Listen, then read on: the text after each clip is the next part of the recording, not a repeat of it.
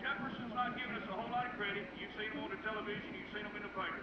They seem to think the old Atlanta Rabbits are for real. Well, I tell you what, we proved the last 3 weeks were for real. Come and watch us tomorrow night.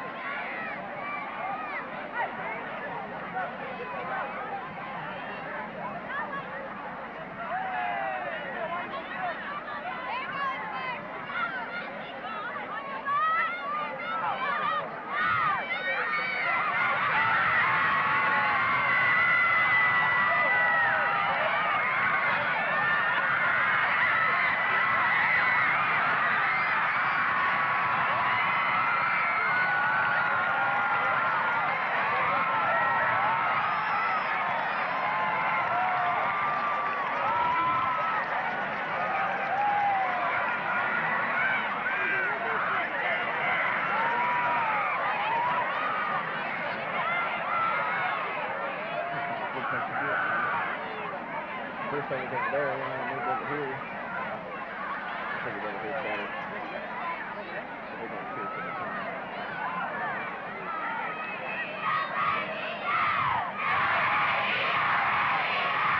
Alright, I got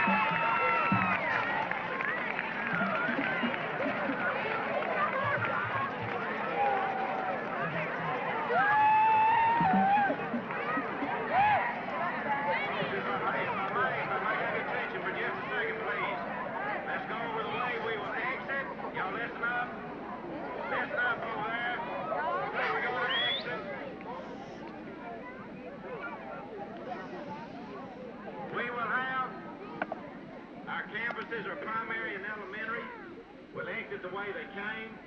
High school, you stay seated until the middle school has a chance to get out on the buses. Then high school, the ones who have transportation may leave, but none of you try to leave before middle school has a chance to get out on their buses.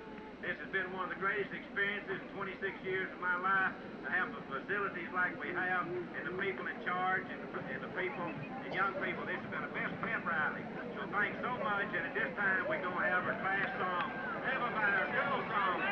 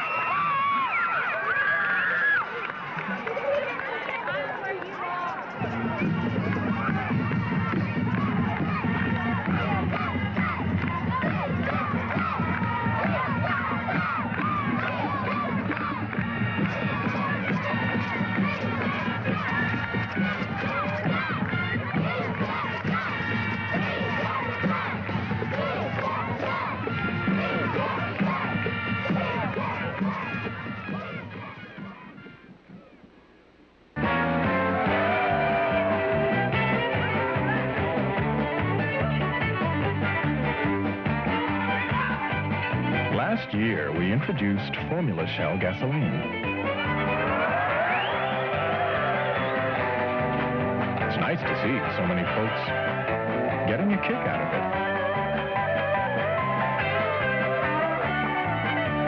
Shell, the world's best-selling gasoline.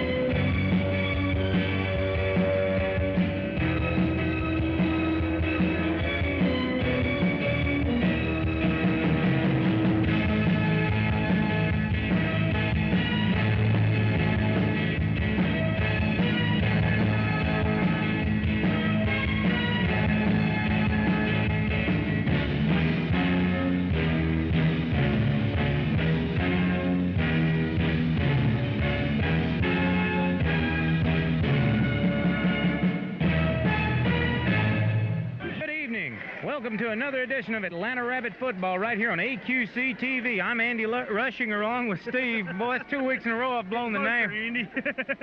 And we're at Homer Bryce Stadium, as you can see behind us, at the Stephen F. Austin University, home of the Lumberjacks. And Steve, we got a war tonight. This is the battle for all bragging rights in Northeast Texas, Andy.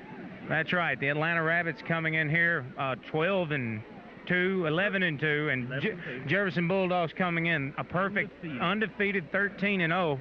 And I mean, these guys have been playing each other for the last several years, and because of district changes, we didn't get it this year. And just so happens we happen to make it all the way to the regional finals or the quarterfinals, whatever you want to call it, and these two teams are duking it out. Power, speed, finesse, you got it all tonight. Almost. Atlanta has one thing in their favor, Andy. Jefferson doesn't have much of a passing game. To top that, they don't have much of a passing defense. So what Atlanta's probably going to try to do is somehow work out the best efforts of Ken Harrison and that multitude of receivers he's got back there. Let's look at the defenses for a second. Atlanta's defense has been unstoppable, and they've been very stingy with the points, giving up only 7 reasonable or usable points in the last 3 playoff games. That was at Spring Hill. They gave up a touchdown last week, but it was an offensive touchdown.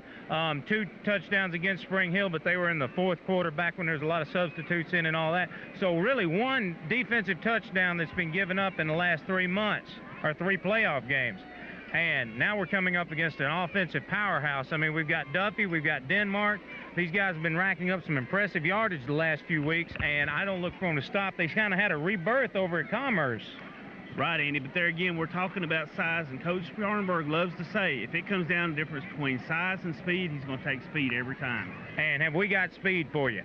We've got the senior tailback, Blaylock, coming off kind of a shaky week last week. He gave up a few fumbles, and Coach Scharnberg turned around and went to the senior fullback who'd been at tailback and now back to tailback out of the Colorado offense, Everett Dickerson, and he had 170-plus yards last week. And it just seemed like we've been waiting all year for it to happen, and it happened big. Well, there again, Scharnberg says that Everett finally found out that he is a good runner and that he can work out of one of these offenses. Problem is he's a lot bigger than he used to be. He can't run with the finesse he used to. He wants to knock somebody over.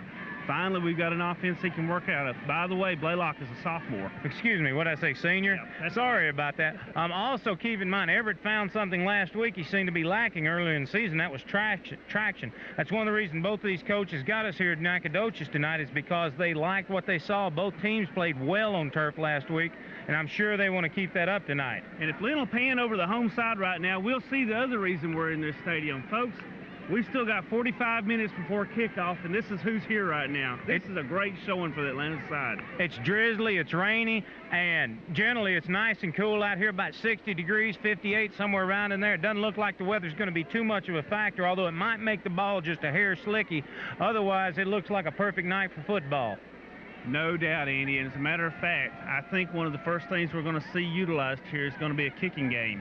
Remember, Jefferson's told us before, they don't have a kicking game. Once again, we're going to get to rely on the good foot of Adam O'Kelly. Not only that, you see, they have been relying on 2-point conversions quite a bit all year, and it's something that our defense has been very stingy in giving up.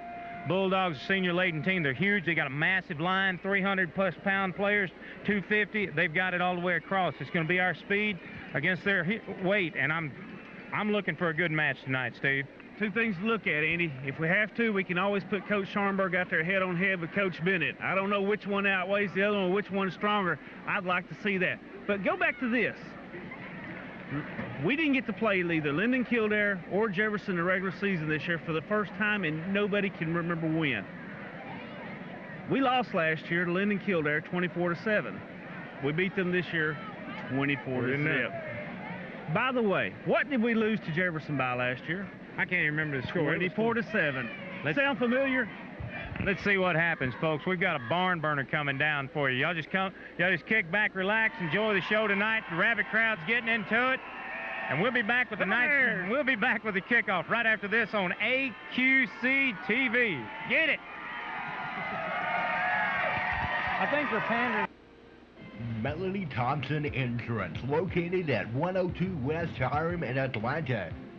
America can depend on Farmers Insurance, and Atlanta Queen City can depend on Melanie Thompson Insurance for auto, life, or home insurance.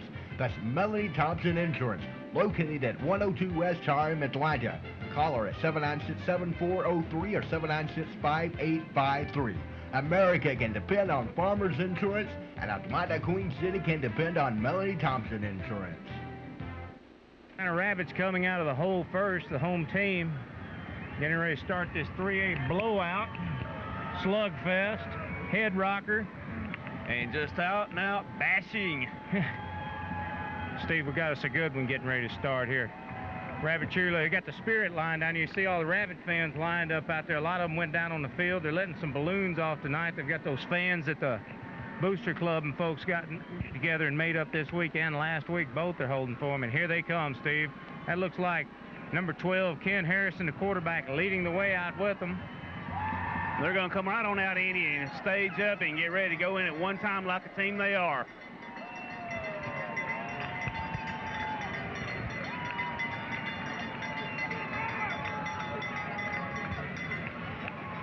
Andy, I got to hand it. Our fans have been just terrific this week. They have gone to, you know, there's as many people or more extremes that made it out here tonight than did up there to Dallas last week. They really did.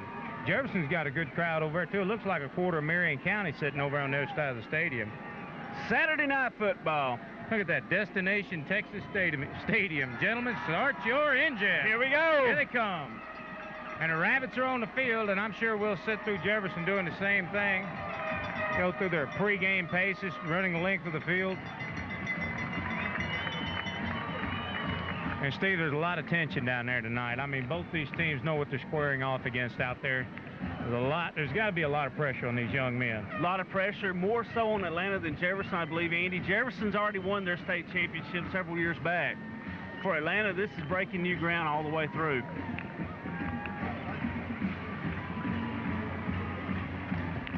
Well, you know what Coach Scharnberg said last week, you know, get out of the way, Jerry, I'm next. And we'll see. And the Atlanta crowd is on their feet out here. Steve, I can't get over this nice crowd we've got down there. Like I said, there's a little bit of drizzle falling out there, but even most of that seems to have stopped now. And it's dissipating well before it even gets to the ground. And, you know, out there on that turf, you know, it takes a lot of water to really start making them play slip and slide out there. So the field conditions really shouldn't be a factor tonight. I think the biggest factors tonight are going to be defense. That's right. And as seldom as we ever play on artificial turf, Andy, those shoes that they've got are in good shape. We don't really have to worry about a lot of slipping. No, I don't either. You know, we didn't really have any problem with that last week at all. Right. Matter of fact, like I was alluding to earlier during the pregame, Everett Dickerson seems to have found traction that he hadn't been able to get this year. Earlier in the season, they were pulling him down when he tried to turn the corner out of the backfield. This time, he seemed to have that little extra push off. And it was getting him to step forward, and all of a sudden he was turning those corners and picking up the, 5, 6 extra yards. Right. Well, if you'll go back to Earl Campbell's days, University of Texas, the games that they played on natural turf, his yardage wasn't quite as high as the games he played on artificial turf. Looking down here on the field as the Rabbits get ready, just saw the Rabbit cheerleaders and mascot getting ready to fire up the team tonight. What I was alluding to there, Andy, is a stronger runner is going to find more traction on artificial turf. That's true, and look forward to that. Going back, we was talking about the defense earlier. One thing I've noticed a trend in the last 3 playoff games we've had, Atlanta's come out, they've jumped on the opposing teams an extra for 17 points or so, and all of a sudden the opposing coaches who have been used to ball control, steadily driving down the field offenses, get unconservative, so to speak, and they start hanging the balls high. They start throwing wild pitches downfield, trying to make something happen. We get the quick interception or 4 up, 4 down, and all of a sudden we're getting the ball in good position and scoring on them, and before they know it, they're out of the game. Well, not only that, Andy, they all keep saying we're coming from a weak district and we don't know how to keep up with them. Jefferson, more power to you. And the Dogs getting ready to come on the field now. You hear the Marion County fans getting on their feet and getting ready to cheer their team on. It's not like there's just that much distance between Atlanta and Jefferson. Hop, skip, a stone's throw. Yeah, like Lynn said, 2.5 hours difference tonight. Atlanta will be in the full-color uniforms tonight. They'll be in the maroon jerseys and pants, as where Jefferson, also the maroon and white team, will be in the white jerseys and the maroon pants, just to keep it straight, and they also have the white helmets. Right. Lynn, I don't know if you've been able to get a shot of it. Those fans are really being waved right now down on our bottoms here. We can't get it. That's okay. Yeah, the production booth's got us kind of concerned. I'm glad we got a booth with windows. Booth with windows, and we're going to be dry. And the Dogs come onto the field now to a roaring reception from their fan. And we're going to take a break. We'll be back with the coin toss and the opening kickoff right after this, right here on AQC TV. Tires go by Queen City Tire in Queen City. Mountain and Balance are free with 10% off tire sale at Cooper Tires. Queen City Tire, Queen City. Go by and see Kenneth Thompson, Lara Farrell, Jeff Marks, and Clifford McCaslin for Cooper Tires at Queen City Tire. Highway 59, Queen City. Cooper Tires at Queen City Tire. Jefferson Bulldogs won the opening coin toss and elected to receive from the right end of the field. I don't guess wind or really anything's going to make that much of a difference down here in this bowl, but they took it. The Atlanta Rabbits will be kicking off from the left side of your screen. Adam O'Kelly, of course, will be handling the kicking chores. And Bulldogs have 3 deep receivers back there tonight. That's Fred Brown, Tim Holt, and number 17, Adrian Denmark. Denmark, the red shirt freshman from Jefferson. What, have I been back since 91, and I've been hearing that name since then, and he's still just a junior?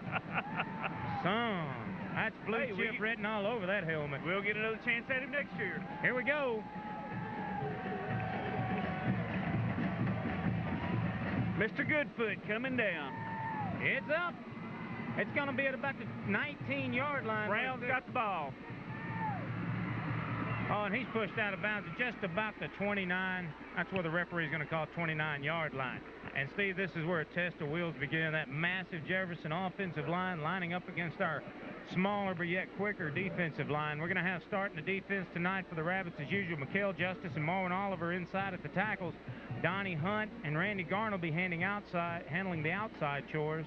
Of course, you've got the rock-steady linebacker core back there at Savage, Greg Fields, and, of course, Melton. Then, of course, you got the other Melton over at the rover position. Emu James, right corner. Brad McCall, left corner. And is that Ken Harrison starting at That's Ken Harrison, Andy. He's starting at the safety once again for Ben Collins. Handoff up the middle. Duffy takes it for about 3.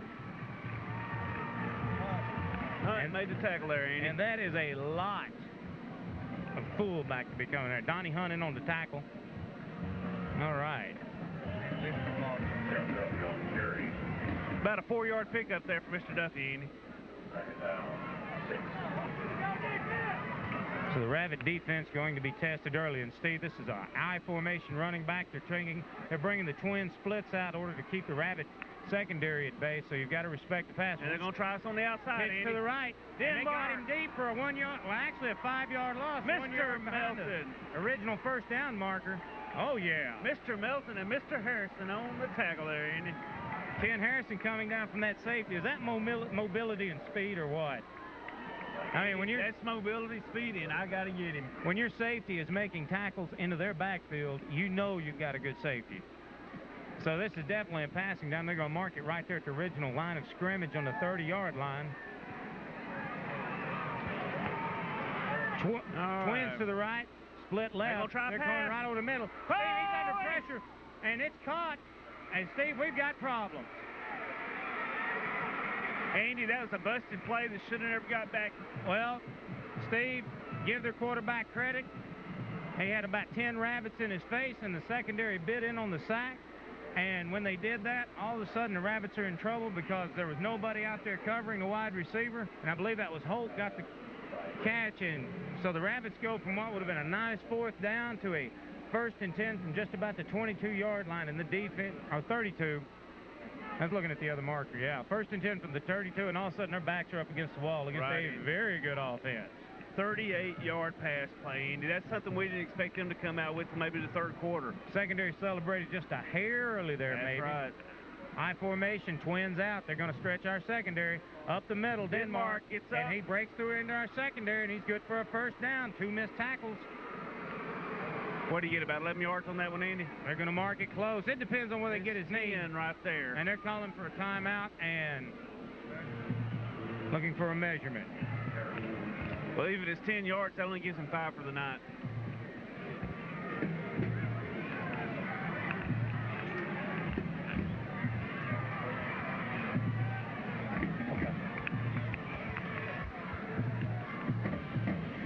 All right, Andy, quick test for the Atlanta Rabbits right here. They've got to figure out what's going on. Well, like we've been talking about here, First down now. They can give it to him on the first down. I thought he got over. They were just marking the spot with his name.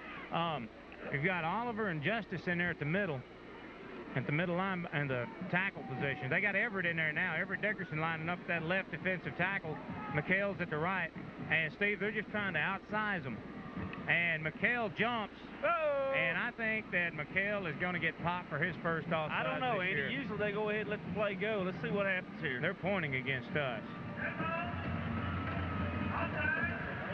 Yep. Yeah, whenever they break through there and they've got a clear shot at the quarterback, they usually go on and just stop the play to keep somebody from getting hurt. And they caught him on a long count. They've definitely been watching their films and watching McHale jump off the ball. And the Rabbits are in trouble here with a 1st and 5 from about the 17-yard line. Outside run for about 6, number 4. That's going to be Tim Duffy. And, Steve, he's moving. What is Dickerson and Hunt in there on the tackle. And so that's surprising, bringing Everett Dickerson in for Marvin Oliver. We've known he's the speedier of the 2 tackles, but I guess they wanted to take no chances on this interior. Well, there again, Coach Scharnberg's going to find the right mix if he has to do it on out through that the rest of this half. Still out of that I formation. Hand off to Denmark. He's probably going to have the first down. And they whistle for a timeout to stop the clock.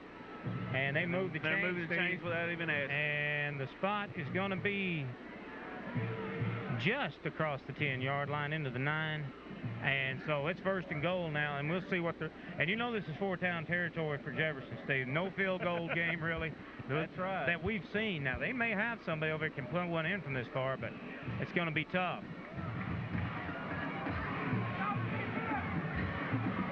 Denmark and Duffy in the backfield. They go straight to Duffy. He's good for 5 over the line of scrimmage. Boy, Andy, he's just finding a way to just... Well, it looks like they're catching Justice and Dickerson shooting the gaps, and that's leaving Mitch Savage there all alone. Garner made the tackle. Garner comes in for the tackle. Now, Garner coming in from behind around there on the defensive end position, or from the defensive end position to make the tackle. Boy, they're just plowing it up the middle. They're not even playing around the outsides that much. They know Garner and Hunt can handle them. I look for a short pass play here just to catch us napping. Savage in on the blitz, and I think we're going to have a movement on the offense this time, Steve. And if I can make a positive out of something that looks negative, we are jittery. But I'll take that. That can settle down and actually... These are nerves here. I mean, Jefferson, and they're marking against the Rabbits again. And yet Savage and... Oops. I haven't seen 2 defensive offside penalties all season, Steve.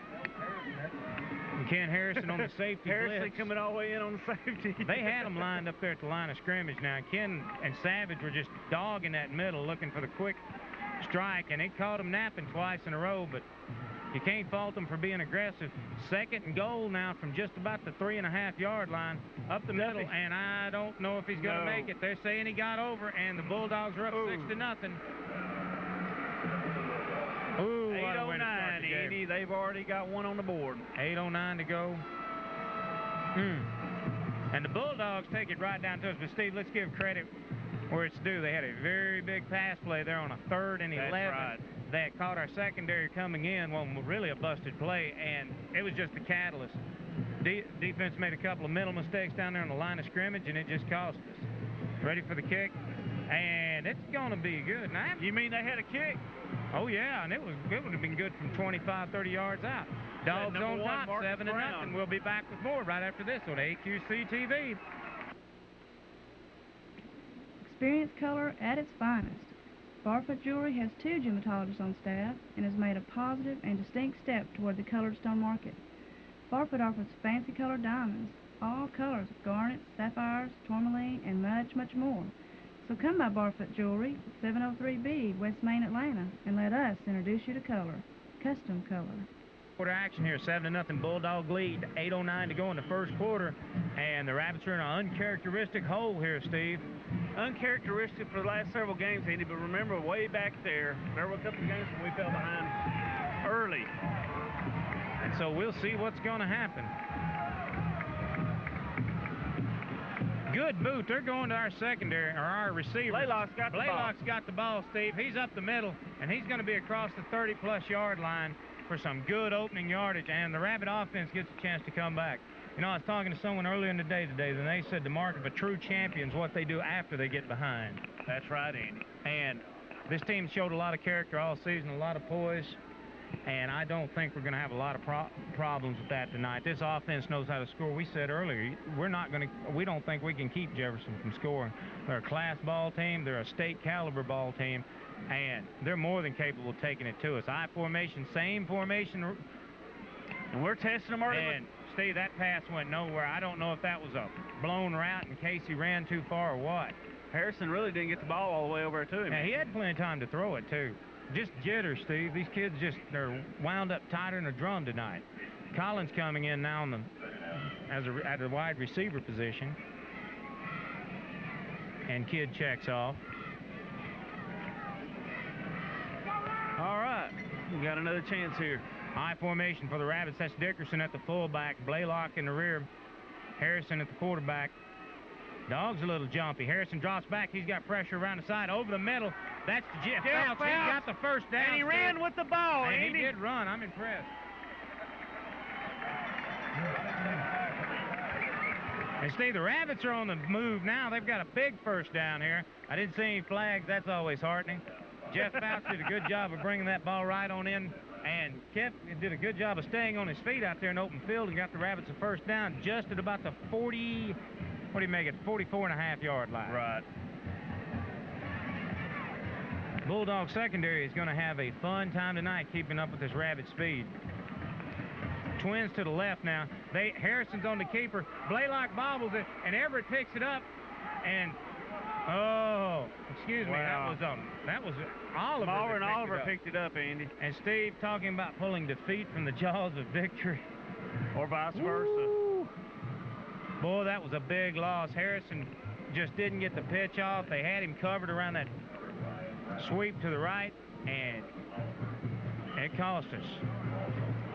We're looking 12, now at 13 second yard. and 23 now. 7:28 to go in the first quarter, and Steve, the Rabbits they're a bundle of nerves. It's something they're going to have to overcome on their own, Andy. Flanker position formation now. One split. Harrison drops back. You know he's going to try and throw it. He's under all kinds of pressure. He's rolling out, gets a good block in the backfield. He's going to get up to about the 40, to the 45. He's on his feet, Andy. He's on his feet at the 50, and he bobbles down, but he got the first down, Steve. Great block in the backfield. I don't know who to give credit to, but we've got to give somebody credit for coming back and picking up the block when Harrison was under pressure. And, Steve, he's going to be so close to a first down if he didn't get it. Oh, he got the first down. They're saying he got the first down. That was a 24-yard. Look at the spot. No. Look at the spot. See, he fell down twice out there. I didn't think they saw it at first because the head linesman was running up about 3 yards from where the first down marker's at. It's going to be a third and a foot or so to go.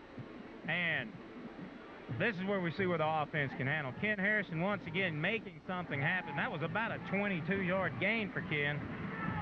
I formation, Twins to the left. They're going to stay with Blaylock. Dickerson straight up the middle. Holy cow. Bowls his way forward Did for you 6 see yards. that power?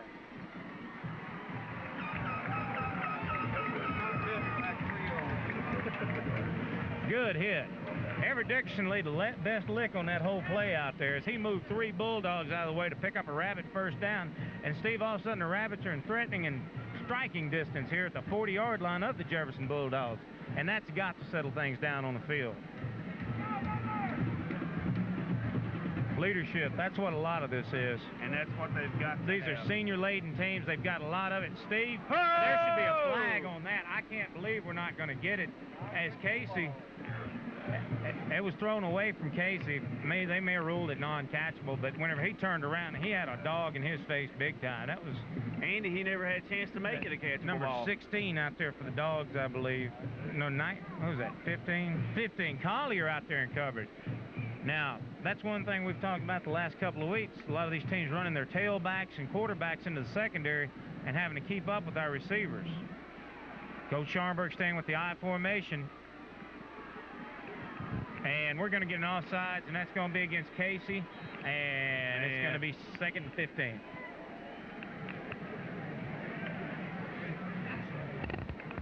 We really don't need this. Ooh. I say that, Andy. I don't know. I mean, it's early in the game. They've just got to get over some of this. Well, you the just problem wanna... is they can't give Jefferson any chance whatsoever. And that was pretty obvious what that was. That's Casey Kidd just... He either heard something from there. He was out there by the Jefferson side of the field, and he may have heard something over there that caused him to jump. And he's having a concentration problem out there. All these guys are, really. By the way, Andy, the winner of this game gets to play Abilene Wiley. That's right. Winners over Springtown That's right. today. They won handily, from what I understand. Drop back pass. Harrison's under pressure, Steve. And it's caught by Billy Oliver at 30 or 27-yard line. Got to the 20. He's down at the 20. Did you see that bullseye? Woo! First down for the Rabbits, Steve. And Ken Harrison did a beautiful job of waiting on Oliver to find the seam in that zone. Even though he's under pressure, he's still getting great protection from that offensive line. Line tonight's consisting of Marwin Oliver. We've got Mitch Savage. We're going to have, sure I get him right. I always get our center messed up here. That's, Frosty. Yeah, Frosty, thank you. Frost at the center, Nickelberry at the left guard, Hunt at the right guard. And I don't know if they're going to get us for jumping there. There's a couple quick. Frosty snapped and he's the ball. going to, I don't know what he's going to do. He's going to run it. And I hope he hangs on to it. 4-yard pickup there, Andy. After being 10 yards deep in his own secondary, he manages to wrangle out of it, confuse the Jefferson rushers there, and pick up 4 yards, and it brings up a 2nd and 6 now. You know, a lot of people right now, Andy, would say, well, Harrison sure is greedy. The thing about it is, though, he's got to do something for positive yardage. Whether it be pass it when he's supposed to or just tuck it and run. It may not be pretty, but I'll take it. 2nd and 7, they're saying. And because somebody's calling a timeout. The Rabbits are. They want to think about it. And we will, too, right after this on AQC TV. This week's special at KBL Used Cars 59 Atlanta 1994 Pontiac Grand Prix SE. 4-door tilt, cruise, power, windows, lock, cassette, stereo, 29,000 miles, a GM program card for only $12,995 plus tax, title, and license. That's $12,995 plus TT&L at JBL Used Cars, Loop 59 here in Atlanta. Go by and see Cal or Ron today at JBL Used Cars, Loop 59 in Atlanta, a proud supporter of the Atlanta Rabbits.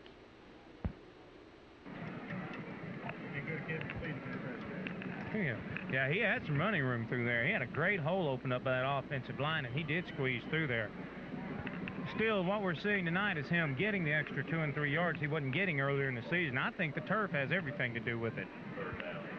And quarterbacks will have the luxury of having the shot clocks, as we call them tonight, or the play clocks, whatever you want to have it. At least on one end, I don't see it on the other. 3rd and about 2.5 there, Andy. They'll get it. Split backfield now. That's Blaylock around the right side. Steve, he's down to the 3-yard line. And he's blasted out of bounds. Oh, good call. Misdirection. Everybody went to the strong side of the field, and they were following Dickerson because Blaylock had been kind of neglected tonight. And, Steve, it was just a great sweep play, and Blaylock did a good job of getting around there. Blaylock. Now, Steve, that's something we're talking about, the weapons Atlanta's got. Everywhere you look on the field, this team's sending a fresh runner or a fresh receiver. Oh, thank you. High formation, handoff. Touchdown, Everett Dickerson! And Steve, that's getting back into the game the way you want to, with a good, strong drive right down the middle of the field, and let the Bulldogs know this is not going to be a walkthrough, even though they did catch a snap in one time. Let's see O'Kelly get up there and put the extra one on the board, and we'll bring it up to 7-7. So P had caught the jitters by watching the other guys. Don't forget, well, everybody knows you can watch this over at Champs. I was going to say go see it, but you know that. Champs is one of our sponsors, by the way. O'Kelly gets set for the snap. McCall out there, the holder. And the Bulldogs jump. I don't know what they're going to do about it. They didn't call it. They didn't call that? Oh, they get the flag. Okay. Thank you, wait a minute. No good. Yeah, they're declining it. They're just declining the penalty. Well, we'll figure it out in a minute. You're watching. No. Whoa, wait a minute. We can't decline it. If Well, we let's go decline for it, though, two. it's no good. We got to go ahead and take it Yeah, they were back. whistling. Remember, Steve, this is something that was brought up to me today. I want you to look at those goalposts. Lynn, get a shot of the goalpost. Those are college regulation goalposts, and they're more narrow than the high schools. O'Kelly's having to kick with about 3 less foot of goalpost. I didn't even think about that during the pregame, and he's going to have to be a lot more on Difference target. on that, though, Andy, was he's watching them when they jumped off. He just threw him off. Watch this. No doubt. No good. That's what I'm saying. His mark is completely off on this, and that soccer style is so tight it needs so much room to hook in, and so the Rabbits are down 7-6, and we'll be back with more right after this on AQC TV. For all your cellular phone needs, stop by Atlanta Communications at 104 East Hiram in Atlanta, or Cass County Communications at 121 West Houston in Linden. They are your Century Cellunet authorized agent. Century Cellunet's cellular network and digital technology give you a crystal clear reception, plus the widest coverage in the area. If you need to stay in touch, stop by Atlanta Communications at 104 East Hiram in Atlanta, or Cass County Communications at 121 West Houston in Linden. Century Cellunet, service of the century. Kelly's ready to kick off here. Rabbits in the hole 7-6, but a great opening drive by the Rabbit offense, Steve, to get us right back in this game where we needed to be. Bobbled at the 10, and Steve, 33 there for the Dogs is nailed at about the 22. And that's Fred Brown. We haven't heard much of him this season. Not much at all.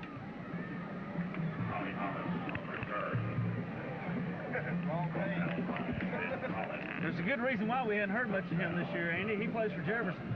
Well, that's what I was talking about. Oh, well, I mean in the papers and all that. He's not one of their standout running backs, you know. He's not in the backfield with Duffy and Denmark. Right. Rabbit defense getting a second chance or a reprieve at what happened on the first time. The secondary is just going to have to settle down, and even though the quarterback gets under pressure, they're going to have to stay at home with the receivers. Right over the middle, Steve, and another big breaker over to the 41, 42-yard line. That's Collier. That's just what we were worried about happening. 16-yard. Emu James on the tackle there, but it gives them a first down and gets them nicely headed towards that 50-yard line. Collier stands about 5 inches taller than just about any Rabbit on that field, and they can throw that ball high all night long and get it over our heads. So that's something the middle linebacker, Mitch Savage, is really going to get worked over tonight, and Ken Harrison back there at that secondary position is going to have to really be on the lookout for. And they got a reverse, and he's got some blocks, and he did a good job of getting around the outside, Steve. And he's over the 50-yard line into Rabbit territory, just about the 43. About a 16-yard pickup. Justice on the hunt. Donnie Hunt and Mikael Justice doing a good job of running him and run down there what could have been disaster. Good call by Coach Bennett. Catch the Rabbits looking for something a little normal in the way of an offensive play, and they're not getting it. And this is a position that's hard to deal with, you know, really, because the Rabbit defense is used to dominating that line of scrimmage. Well, there's just a few things we're going to have to work on. Up the middle. And this one's going to get bottled up before it goes anywhere. Right. And that's what they're looking at. Ken Harrison coming in. Marwin Oliver in there on the tackle. Mitch Savage. Good job by that whole front section, the linebackers and defensive line. He got 3, I believe. Denmark pickup still of about 3. It looked like they bottled him up a little closer than that. They were generous with his forward progress. That's what's unbelievable, Andy. He didn't look like he went anywhere, and he still got picked up 3 yards. Have to tighten it up. Now, you see, we've got the whole defense closing in, one wide receiver, flanker position, and Rabbit show blitz up the middle to Steve. He's still going to be close to a first down. That's Duffy. Maybe we pulled him back there. I think we pulled him back. But it's still going to be close enough to bring up a big 3rd and 1. And this is one of those anything can happen plays this far down here. Well, it's going to be 3rd and inches. They're calling for... no, they didn't stop the clock. They're going to go and go to 3rd and less than a yard, I guarantee you. And the Rabbits need to back up on this one and take them down. Right up the middle, Steve. That's Duffy and he again spins there, for Andy. about 3.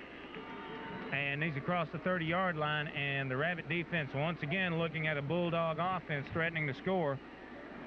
Boy, it looks like the lights just, one bank of lights just quit on us. or half a bank of lights. I may have been on both sides, in Can't fact. really tell it on the video, Andy, but from where we're looking, the field looks a lot greener on that side. It's a little darker out there at the end zone where the Rabbits are defending.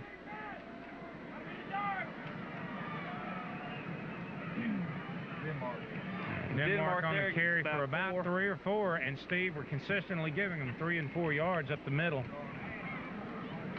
Garner again holding tight there and getting a tackle for us. 5 yards they're giving him.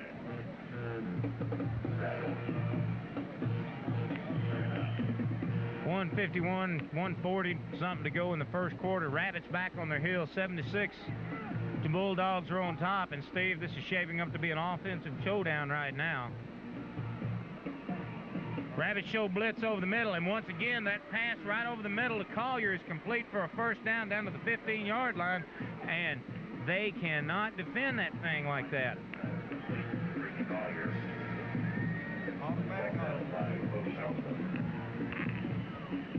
That's right, that's what it looks like they're doing. As soon as they show Harrison and Savage coming in for the blitz, they're just automatically sending Collier right over the line of scrimmage. They're checking off at the line of scrimmage, sending him over the middle, and that's Ben Collins back there now at the safety for Harrison, and they've got to watch him. And quarterback drops back, Steve, and they've got him in, and Denmark's going to take it for about a half a yard loss, and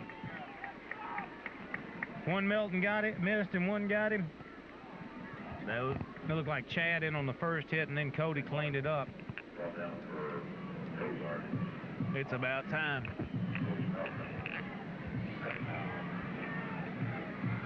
Just under a minute to go in the first quarter. 2nd and 10 now, and the Rabbits need to repeat that a couple more times and show the Bulldog offense we can stop them. I don't think we've stopped them yet. They have had almost positive yardage on every play. Over the middle pass, and it's going into the end zone, and he threw that off almost over into the track. And finally, we're getting a good amount of penetration in there on their quarterback, and that's going to bring up a 3rd and 10. And his first pass he's missed tonight. Boy, and he's had some good strikes over the middle. I wonder why they pulled off on that. Of course, when they stopped Denmark back there, Coach Bennett kind of got out of his game there for a minute. He was having a lot of success.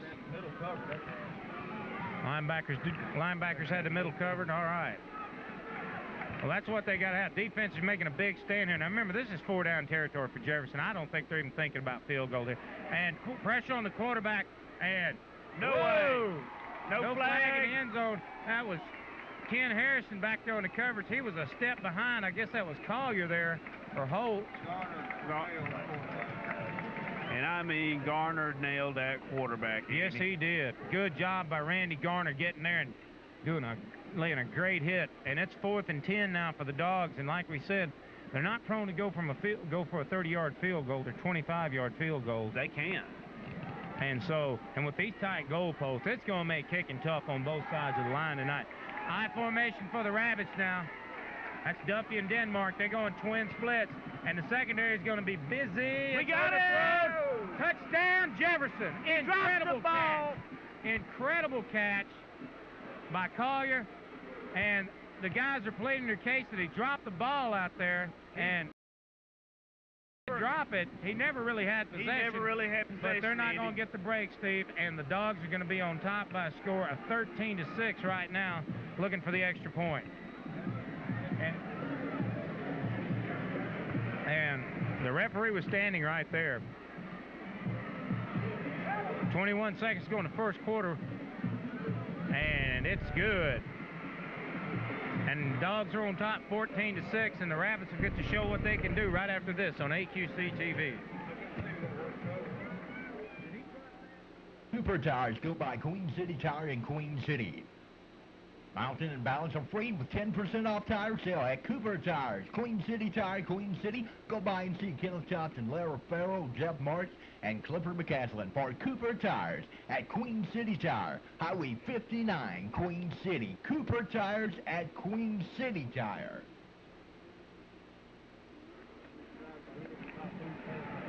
Dogs getting ready to kick off for yet the 3rd time in the first quarter, Steve. 21 seconds left to play in it, and the Rabbits are trailing 14-6. And we need to see some production here. Well, Andy, funny thing is one thing we didn't expect Jefferson to do or have much success when they did was pass. But, you know, that's what I was talking about down there during the pregame. You know, they've got the 6'5" tight end. They can hang the ball up just like they did during the end zone. They're throwing it over everybody's heads, and it's still right there in his hands. Well, they've already had 4 passes for 80 yards and a touchdown. It sounds like us against Spring Hill in the first quarter, and we're just going to have to settle down and come out and play the defense we're capable of, get some pressure on the quarterback, and force these receivers out of their regular patterns. Maybe a little bump and run defense up on the line of scrimmage. And this offense, first thing, is going to have to keep this. You know, this is one of the rare times this season I have to say this, but the offense is going to have to keep us in the game. Oliver bobbles the ball at about the 4, and he's back to the 10-yard line now, to the 15, and the Rabbits will be starting from way back in their own territory. That's the 16-yard line there, Andy. 15 seconds left in the first quarter. Gee, if he could have ran sideline to sideline there, he'd ran that out. That's about true.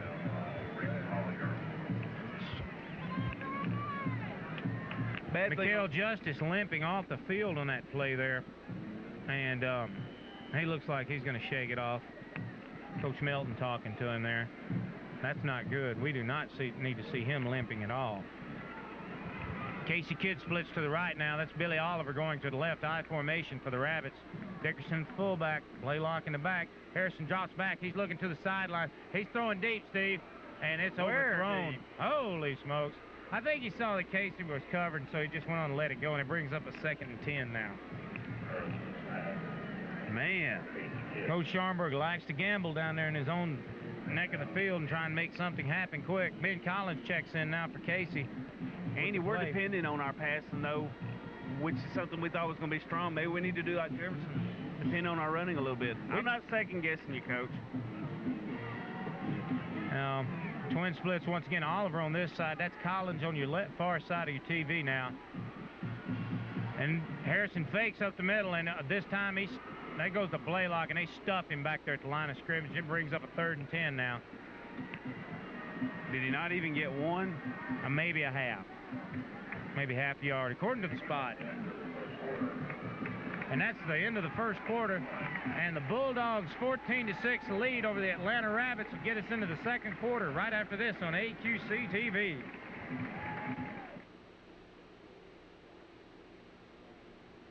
Come here, close to the TV, and let me let you in on one of the best kept secrets in Cass County. The best lunch is at Ogburns Grocery, Farm to Market Road 74 in Queen City. Lunch is served daily from 11 to 2. So come on by and find out one of the best kept secrets in Cass County. Ogburns Grocery, Farm to Market Road 74. They're Bulldog proud in Queen City.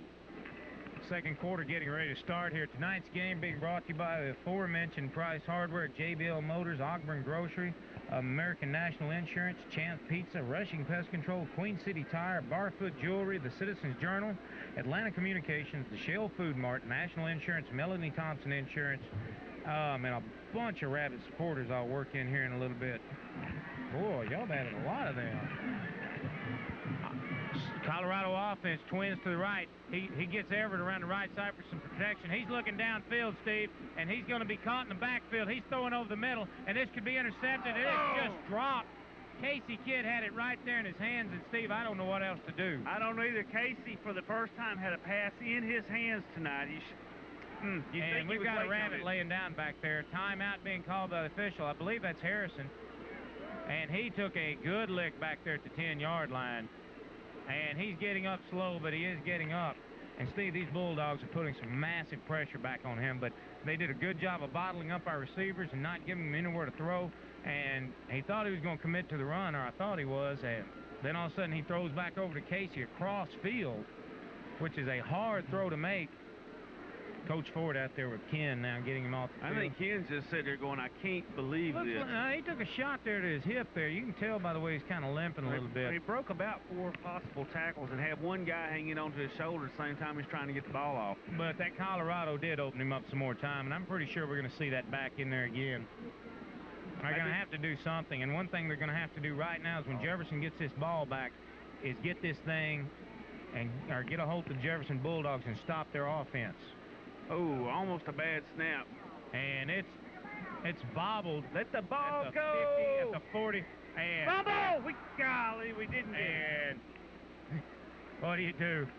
No breaks are going our way tonight. Miss a extra point, get us another shot at it, miss it. Have them bottled up down there, 4th and 10. 42-yard punt there, though, Andy. Quarterback makes a wild shot into the end zone. Collier pulls it in just on his fingertips, and it looked like he dropped it, but I guess he didn't. And now they fumble it to us down there, and we can't get it before it goes out of bounds. This is just, when it hits, it's hitting hard. What a break that would have been, boy. And the defense starting back on its heels a little bit already as the Bulldogs will take control at the 40-yard line.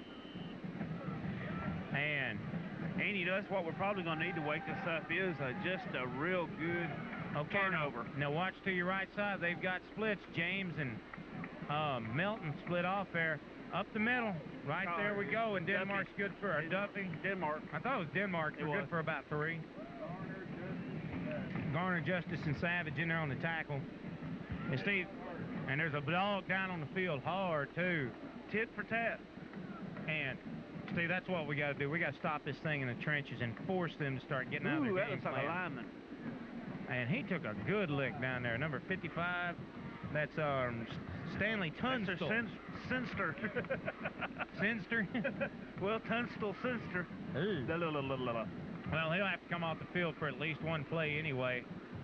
Well, he shakes it off and gives the Rabbits a defense time here to look at things a little bit. Ain't I'm not sure if he knows which side of the field he's supposed to go to. He got rung a little bit. Ball on the 43-yard line. It's going to be 2nd and 7. And you reckon he's trying to bounce back, look for a basketball to dribble? And Denmark and Duffy are doing a good job of penetrating that Rabbit front four, which nobody's been able to really do successfully all season since we played those 2 4As at preseason. Right. Guys down the truck said it like he's favoring his shoulder. All right, we're going twin splits to the right. Melton and James going to have their hands loaded down all night. Collins in there at the safety position now. And you can bet they're looking right over the middle. Once again, they do. And the Rabbits stuff them this time for maybe a 2-yard gain. Marwin Oliver in there on the stop. Good job. And it's going to bring up a 3rd and 5. And, Steve, this is the closest we've come to stopping them since that touchdown, which was the last series. You know, that's the thing about our offense and our defense, Andy, though. If they can get just a couple of breaks, they see what they can do, and then they go for it. How many times this season did we see them, we're sitting there go, hey, they're going to have to wake up, they're going to have to wake up. Well, we need to stop them in a series, really, because we don't want to get into a touchdown trade-off here. It's going to be tough enough all night. And we get back on. No, they got us anyway. We just gave him a free first down, and they're going to decline this one down here at the 43-yard line.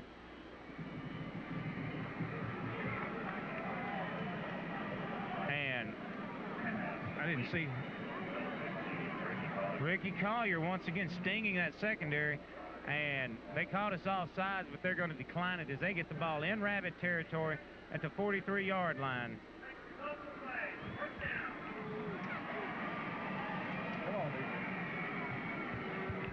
And that was another 17-yard pass play. That's right, and they're having their way back there in that secondary right now. Somebody's got to get in there and lay some licks on Collier, and they've got to get in there on the quarterback and pop him a couple of times.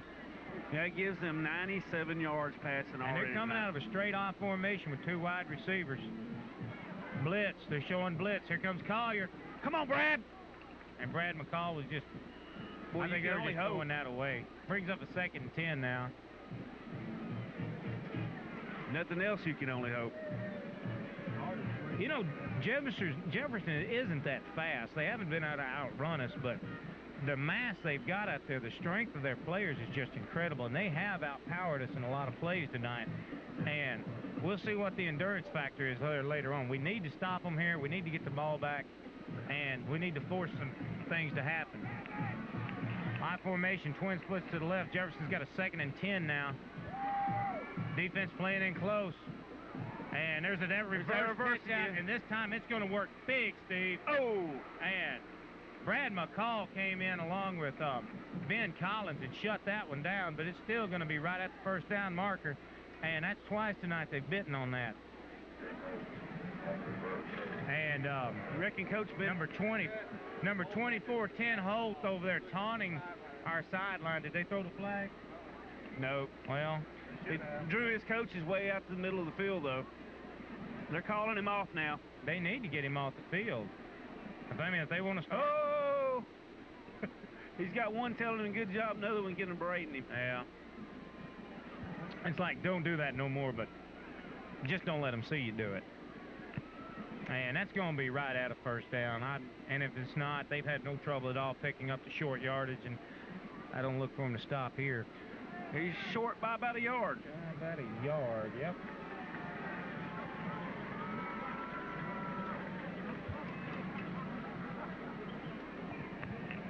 Well, this is a nice stadium, boy. The further we go into these playoffs, the better they get, and this is no exception. There's Homer Bryce Stadium here. 9:54 to go in the first half. Rabbits trailing 14-6. Dogs threatening to score again as they're down here on the Rabbit 32-yard line with a second and inches. And Steve, look for that long count again to try and draw our guys off guard, or off sides actually. And they've done good at it so far. Timeout. And now they started, I guess, to get the ball set. Hey, that'll unnerve somebody. Harrison shows blitz.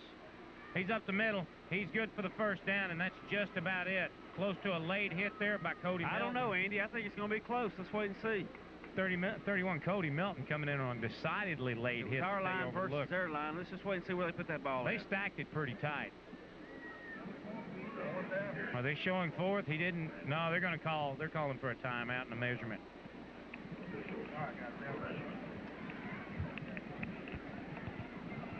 Let's put the binocs on it, Andy, and see what happens here.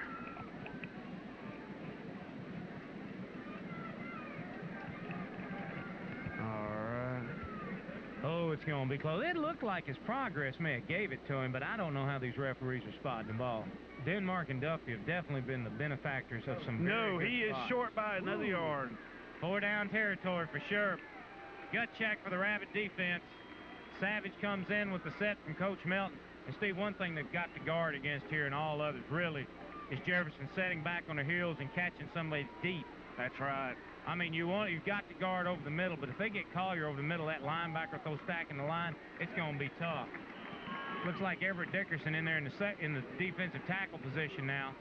No, that's Marwin. That's Marwin. I look for it to be their best versus our best. And he's going to get over for the first. And I don't know where they're going to spot him at. Boy, they were generous. At the 29-yard line, and Dogs get a fresh 4, and our defense has got to be breathing a little hard now. They stopped him at the line of scrimmage, but he just got that spring in his feet and launched right over our defensive line, and we couldn't get up to stop him. My. But this is better than the first 2 series, though. I mean, they're earning 34 yards on 11 carries there for Duffy, Andy. And they are at least forcing him to commit to the line of scrimmage. Hand off at the line. There you go. Brought down right at the line of scrimmage. Marwin Oliver and Mr. Justice hanging back and getting to play. That's what we've got to have. And those two have got their hands full with that offensive line tonight. I mean, we are definitely... Everett Dickerson checking in from Marwin now, and Marwin playing that offensive line going both ways. They're going to spell him as often as they can, and Everett is a good tackle. I'm sure they're looking for a pass here, and they want to get all the penetration they can and maybe force the quarterback into a deficit situation.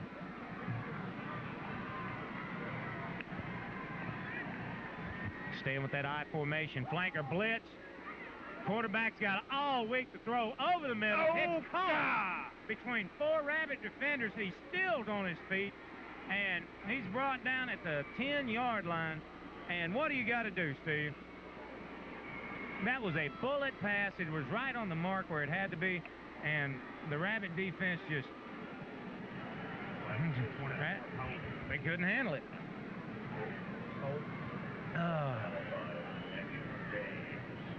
Amu in there on the tackle. I didn't get who caught the ball, but I'm pretty sure it was Collier. Holt. They've got Collier splitting to the left, and they've got it looks like Holt and somebody else to the right. I'm sure they're just pulling this in, trying to get the... Yeah, they're going with the option, and it's good down to about the 7-yard line. Boy, and they don't give up the ball, it doesn't look like. They definitely are some sticky-fingered running backs out there. Andy, I wonder if this is the first time they've really had to exhibit any type of ball control this year. 7:30 to go in the first half, second quarter. It's 14-7. Dogs threatening down here at the 7-yard line. And this Rabbit defense has been very stingy down here all season. They've made it tough for them the last 2 times they've gotten down here, but we've got to keep them out of the end zone. And the offense having trouble getting on track. Up the middle to Denmark, it looked like. And he's good for another 3, Steve. And it's 3rd and goal from just about the 4-yard line, maybe 3. They can get a first, that's true. I'm sorry, yeah, 3rd and 2. If he gets down to that first, I'm pretty sure he's going to put it over the goal line. 3rd and 2 now. They need to stop them here twice. Actually, they need to get back in that backfield. Coming up to the line tight. Up the middle of Denmark. Yes. And it may be close to the first down. Yeah. I don't want to give it to them yet. They're going to give him the first down. I eat my words on that. I thought he'd get across if he got through there. And bring up a 1st and goal. And from the 1 yard. And the Dog offense having its way out here tonight. Okay, our medal against theirs. Stack up time. The Rabbit defense has got to hang tough 4 times here with no mistakes. And Jefferson going to their power game right over the middle. Touchdown. And that's going to make it 20-6.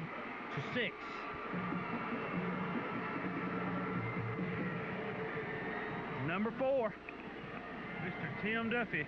Tim Duffy over the middle brings 20-6, and they come out for the extra point. And it's regroup time over here on the sidelines. These Rabbits are no way, no how out of this, but we've got to stop them and get the ball on our side of the court for a while. Good crowd for both teams out here tonight. Golly. And he has had no trouble splitting those uprights, and it's 21-6.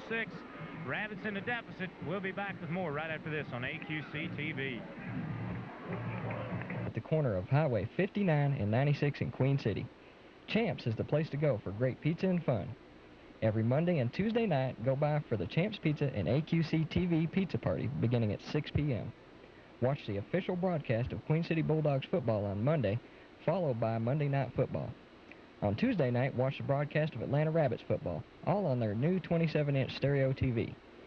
Order any large one-topping pizza for $5 from 6 p.m. till closing, plus free pool from 5 to 6 on Monday and Tuesday, and from 6 till 7 on Friday.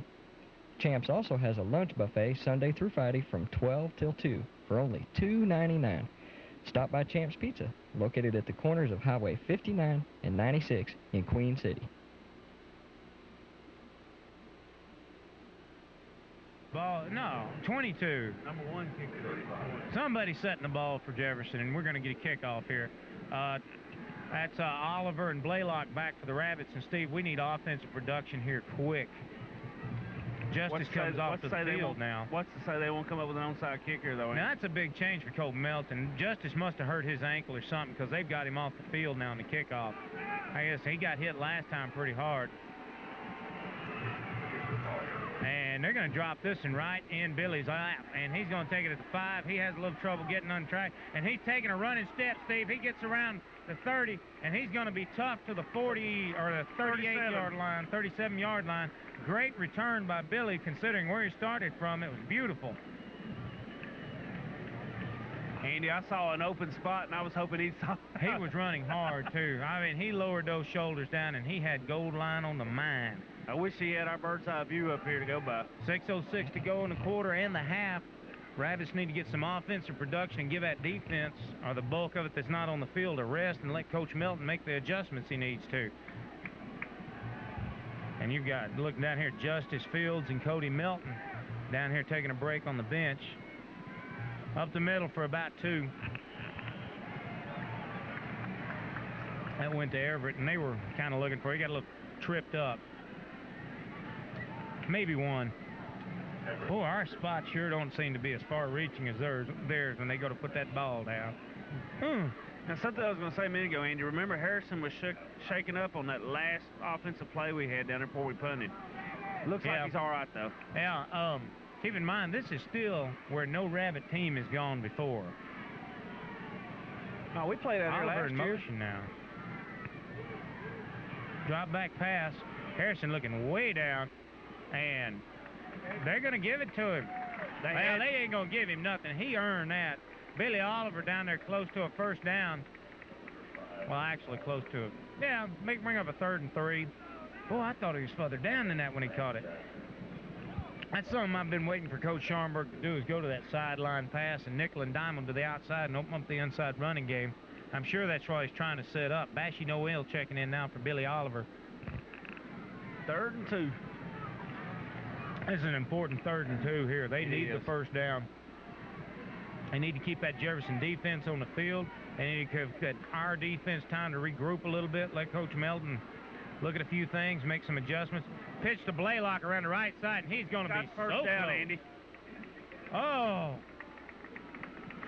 Acrobatics are in no short supply on either field tonight, as Ken Lang hung that one way out to dry, and Blaylock brings it in on the sweep, runs tough for the first down, and gets Atlanta just to about the 46-yard line, 47. 46 and a half. Maybe 47. Yeah, whatever. Right now, I'll take whatever we can get to get back in striking distance on these guys. We need to do it. And like I said, we need to rest that defense and let them relax a little bit and see what's going on. Looks like they're trying to blitz the outside. They're covering to the left. Oh, if he had just gone inside. Blaylock, if he had just cut to the inside, Andy. Blaylock had a hole to the inside. They were stacking the outside something fierce. Everett Dickerson pushed about 4 of them out of the way, but he still picked up about 4 yards, Steve. Brings up a 2nd and 6. He'd have had a touchdown or close to it if he cut up. I don't like to sit here and second guess, but I saw it. So. That's you know, he's a sophomore. He's still trying to get his way. 2nd and 6 now, and he'll learn. Hey, we crossed the other side of the 50. We're on the 50 now, across the 50. One split. Oliver and the flanker comes in motion around the right side. Harrison looks like he's checking off. Drops straight back. He's looking for protection. Good block from Dickerson. Gutting it downfield. Foot race. Intercepted at the 9. Going to be brought down at the 2. And that is the way the ball is going tonight, as Billy Oliver was just completely out of position on the ball. Good coverage by the Jefferson secondary. And that was 24, Tim Holt, back there in coverage, it looked like. And that was a good coverage, as Ken let it hang out a little long, and it cost us, but at least they got it down there on their 2, and they're not in good striking position. That was Dane Manshak, number 9, that caught that ball. Oh, was it? Yeah. Excuse me. But we did get a break on that because he caught it at around the 10, but when he tried to run with it, he kept running backwards and got down to about the 2-yard line. Now what we need to do is stick them, and stick them hard. 4:09 to go in the half. The Rabbits have seen some things out here tonight they're not used to. 62, Mingo Clay checking in now at the defensive tackle position. I guess Mikael Justice took a little more pound in there than we thought he did, and they can't get him back on the field right now. Oh, we had him in the backfield. And they had him in the backfield, and he still gets out to about the 6. Mitch misses on the blitz. In our usual speed attack through this, Duffy on the run, our usual fast attack on the offense is not really having success. They're finding a wedge in there and just blowing us out for 3 and 4 yards every play. Staying with that I formation. They're spreading our corners out where they're almost out of the play. And they caught us napping, but I think they're going to... Well, you know, call it on it. They're pointing against us again. That's not the first time I've seen us move or go across after they flinched, Andy, but whatever, they got us again. You know, I'm going to tell you what, that's 3 times tonight we've been nailed for all sides, and our defense hadn't been tagged all season. And we settled down some at this point, too. It's not all us. They're seeing something over there that's costing them. Yet they're saying the guard, our spotter's saying the guard's flinching his arm. And I don't doubt it. Something's making them jump in there. And they busted him back there for a 3-yard drop. That's number 50. Robert Lawson. Where did Lawson come from? Boy, that's a new face in there. Robert coming in there at the linebacker position. Is he in there for Mitch? I didn't even see him sneak him in there. No? I don't know where they put him. Savage is out there. We'll find him in a minute. Maybe 3rd and 1. 3rd and 1 now. Boy, and he bulls for it and then some. And if we can't stop that, it's going to be a long night. We got it. Hunt in there on the tackle, but Lawson's in for Hunt. Okay, wonder what happened to Donnie. Unless they're just giving him a break. 2:41 to go in the half. And Steve, I'm looking for error here. 1st and 10, back in your own territory. Got a nice lead, closing in on the half. You have nothing to lose. You just stung us for a big interception, and that's what I'm thinking. And now they cannot. Now let's see how they tag us there. Almost a fight down there. That's number 71, Kenneth Covenant. He's the guard that we keep thinking is moving. He's a hoss. And they're going to move them back 5 this time. Finally, we get one against us. Everybody in the audience is saying it's about time. So maybe they'll shut that off. Andy, have you really looked at that number 60 of their side? Fredwin Holloman? No. He's 6'5", 315 pounds. That's a lot of beef. 36-inch waist. And supposedly A&M's out here for the 4th time scouting. That's Holt splitting to the left. That looks like Collier to the right. And fumble. And yes, Brad drops it. I think they're going to get it, Steve. I think they're going to get it. I'm wrong. Thank goodness. We got a break.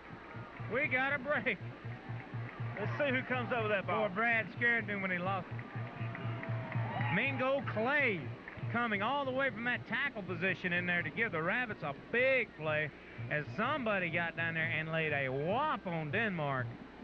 And he coughed that ball up like it was stuck in his throat. Duffy? Either way, he didn't want it no more. And that's what we've got to do. We've got to get in there and hit them hard. We've got to punish them every time they run it. High formation. I'm surprised we don't have the Colorado here. Look for Blaylock on a sweep. Harrison rolls out. Pass Beautiful play. roll there. Good block by Nickelberry. Over the middle to Billy. Billy's down at the 9. Still at the goal line. He's down to the 1 yard line. And we got a flag down there. It's going to be on Jeff Fouch. Jeff's shaking his head. I think he's going to give a bad block. And does that go from point of infraction or line of scrimmage?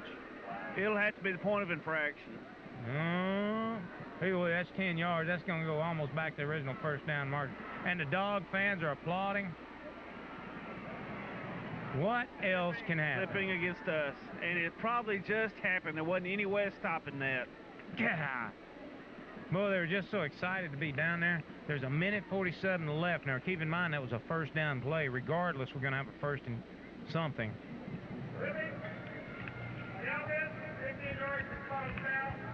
15 yards from the spot of the foul. That is a pretty nasty hit. Still 1st down.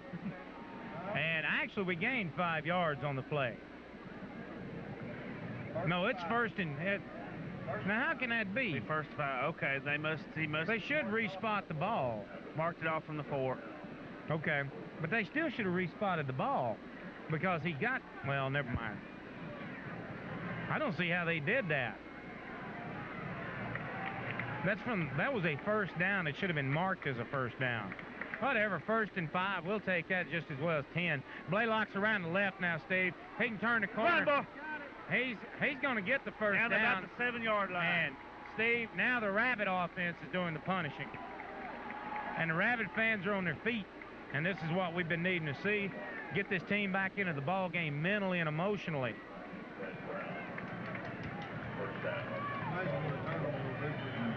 Now, Jefferson is very sticky-fingered and very stingy with that football. And the uncharacteristic pop on Duffy there. And we need this 6. 1st and goal. We need 7. We need 7. We'll you take 6. You reckon they expect us to pass here, Andy? I'd be looking out for 34. That's where he goes. He gets tagged at the line. He's still down to the 4. His forward progress will get him across the 5. They're going to get him at the 4. That's a 3-yard pickup. And, Steve, that takes a lot of meat to move Everett Dickerson back. And I'm going to tell you what, he didn't do it willingly neither. Good run, Everett. Good call by the coach. And they're just trying to play power football with them and force them to eat it a little bit, and I think they're doing a good job of it. 2nd and goal from the 4. These are 2 championship teams playing out here. And these teams do not know how to quit, and that's what makes a good football team. Rabbit fans on their feet. Second goal from the 4. Oliver in motion around the right side. Harrison's looking to pass. Man, He's going to be in pressure. He's got pressure. He may have to eat this one, Steve. He's still got it. He throws over the middle. Caught. No, intercepted. Ooh. There's interference there, too. That could just be. Nope, that was their. No, that was their. They're going to call That's a sandbag. No, that's a flag. There's a flag back there. And I think they're going to mark this as going to be maybe offensive interference. Or Andy, they're going to call this the Keystone Cop penalty. Ken just trying to make something happen with less than a minute to go. They're on their feet. We must aid it. Ineligible receiver downfield. Doesn't that negate the pass when you have an ineligible receiver? Nope. Well, less than a minute to go. The Rabbit defense needs to hold on to what they had. Holt did that. And that was just Ken Harrison trying to make something happen. He was trying to throw across the field, and it cost him that time.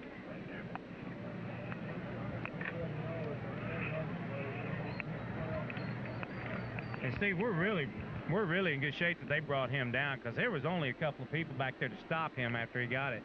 Surge off the Jefferson line, and they're just trying to eat up the clock now. And McCall's going to call timeout. Coach Scharnberg's not going to let them do it. We'll take a break. We'll be back with the rest of the first half, most likely, right after this on AQC TV. Where'd you get? Russin Pest Control says, go Rabbits all the way to state. Andy and Steve at Russin Pest Control are proud to be avid supporters of the mighty Atlanta Rabbits and invite you to go out and support the Rabbits on the road to the state playoffs. Russin Pest Control, proud to be Atlanta Rabbits. Debate up here in the press box about what's going on here. We are beating ourselves. The Rabbits are just royally shooting themselves in the foot. And some of us getting used to where we're at, though, Andy. Well, they're not showing the poise that they've been showing the last 3 games. And I'm sure a lot of that has to do with Jefferson. Yeah. See, blast through close to a first down. And I don't know if they'll expend another timeout or not. 26 seconds left on the clock. We should have 1 left. Yeah, we do. Jefferson hasn't taken one either, and I'm sure they're more than satisfied with their level of play. 3rd and inches, 16 on the clock. I hope they're satisfied. I'll give anything for them to be satisfied. They're not even starting the shot clock on this one, or the ref hadn't set the ball, one of the two.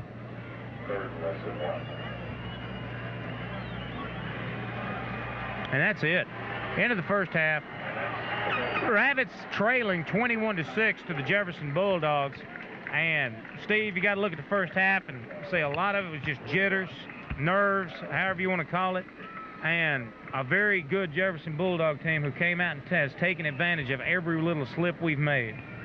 Oh, no doubt. And that's what it's going to take, Andy. Whoever gives up the ball is going to lose the game. Well, you know, we've given up the 1 extra turnover that they have, and it's cost us. And Ken Harrison trying to make something happen down there before the end of the half. He tried to throw across field to Billy Oliver, who was actually in double coverage, and who was it? Holt caught him napping there, I believe, and he just came right up and intercepted it. We stopped him, but still it, you know, turned what could at least been a 3-point opportunity into a no-point situation. And that's something we've got to look out for. I'm sure Coach Scharnberg's just going to get them in there at the halftime, tell them to settle down, think about what they're doing, realize that they are no better, the other team across the line is absolutely no better than what we are, and just let them think about it. I'm sure Coach Melton will make some defensive adjustments for that over-the-middle pass. Oh, yeah. And we'll be looking at some of that, and we'll be back to look at more of it right after the half over at AQC TV. Stay tuned for the Big Bad Band.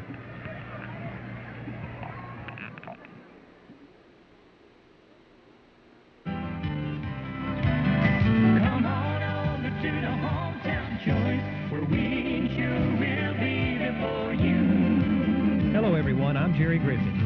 Do you have your renewal for your auto insurance yet?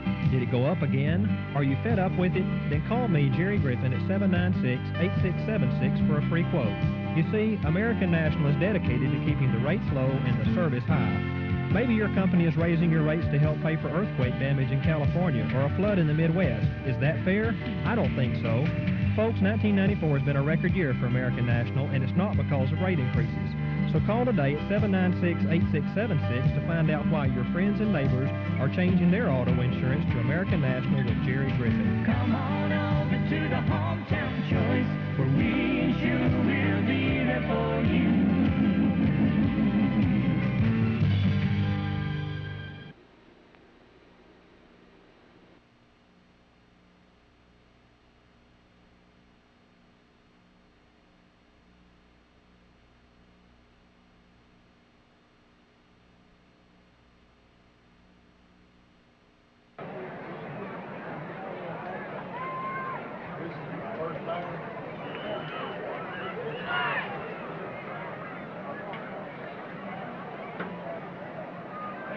Gentlemen, for this portion of your halftime entertainment, Atlanta High School proudly presents the Big Bad Band from Ravenland. Neil Sutton, Chris Roberts, and Eddie Sutton, and the field direction of Laura Thurman and Amy Wall. Tonight's program includes Oh Come On Ye Faithful and Jingle Bells, featuring a surprise guest performer. So sit back, relax, and enjoy an Atlanta performance of Christmas Pride.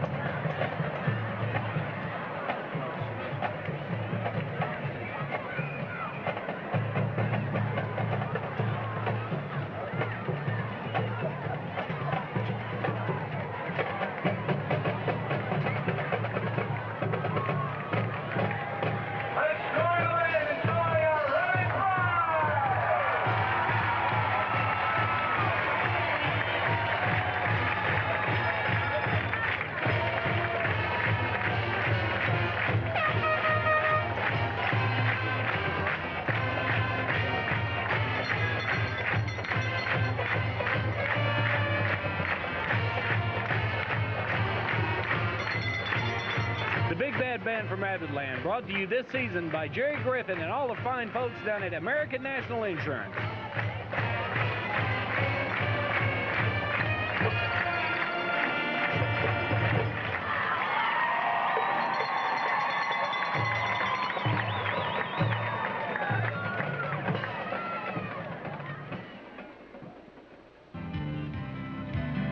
Come on over to the hometown choice, where we ensure we'll be there for you. Hello, everyone. I'm Jerry Griffin. Do you have your renewal for your auto insurance yet? Did it go up again? Are you fed up with it? Then call me, Jerry Griffin, at 796-8676 for a free quote. You see, American National is dedicated to keeping the rates low and the service high. Maybe your company is raising your rates to help pay for earthquake damage in California or a flood in the Midwest. Is that fair? I don't think so. Folks, 1994 has been a record year for American National, and it's not because of rate increases. So call today at 796-8676 to find out why your friends and neighbors are changing their auto insurance to American National with Jerry Griffin. Come on over to the hometown choice, where we ensure we'll be there for you.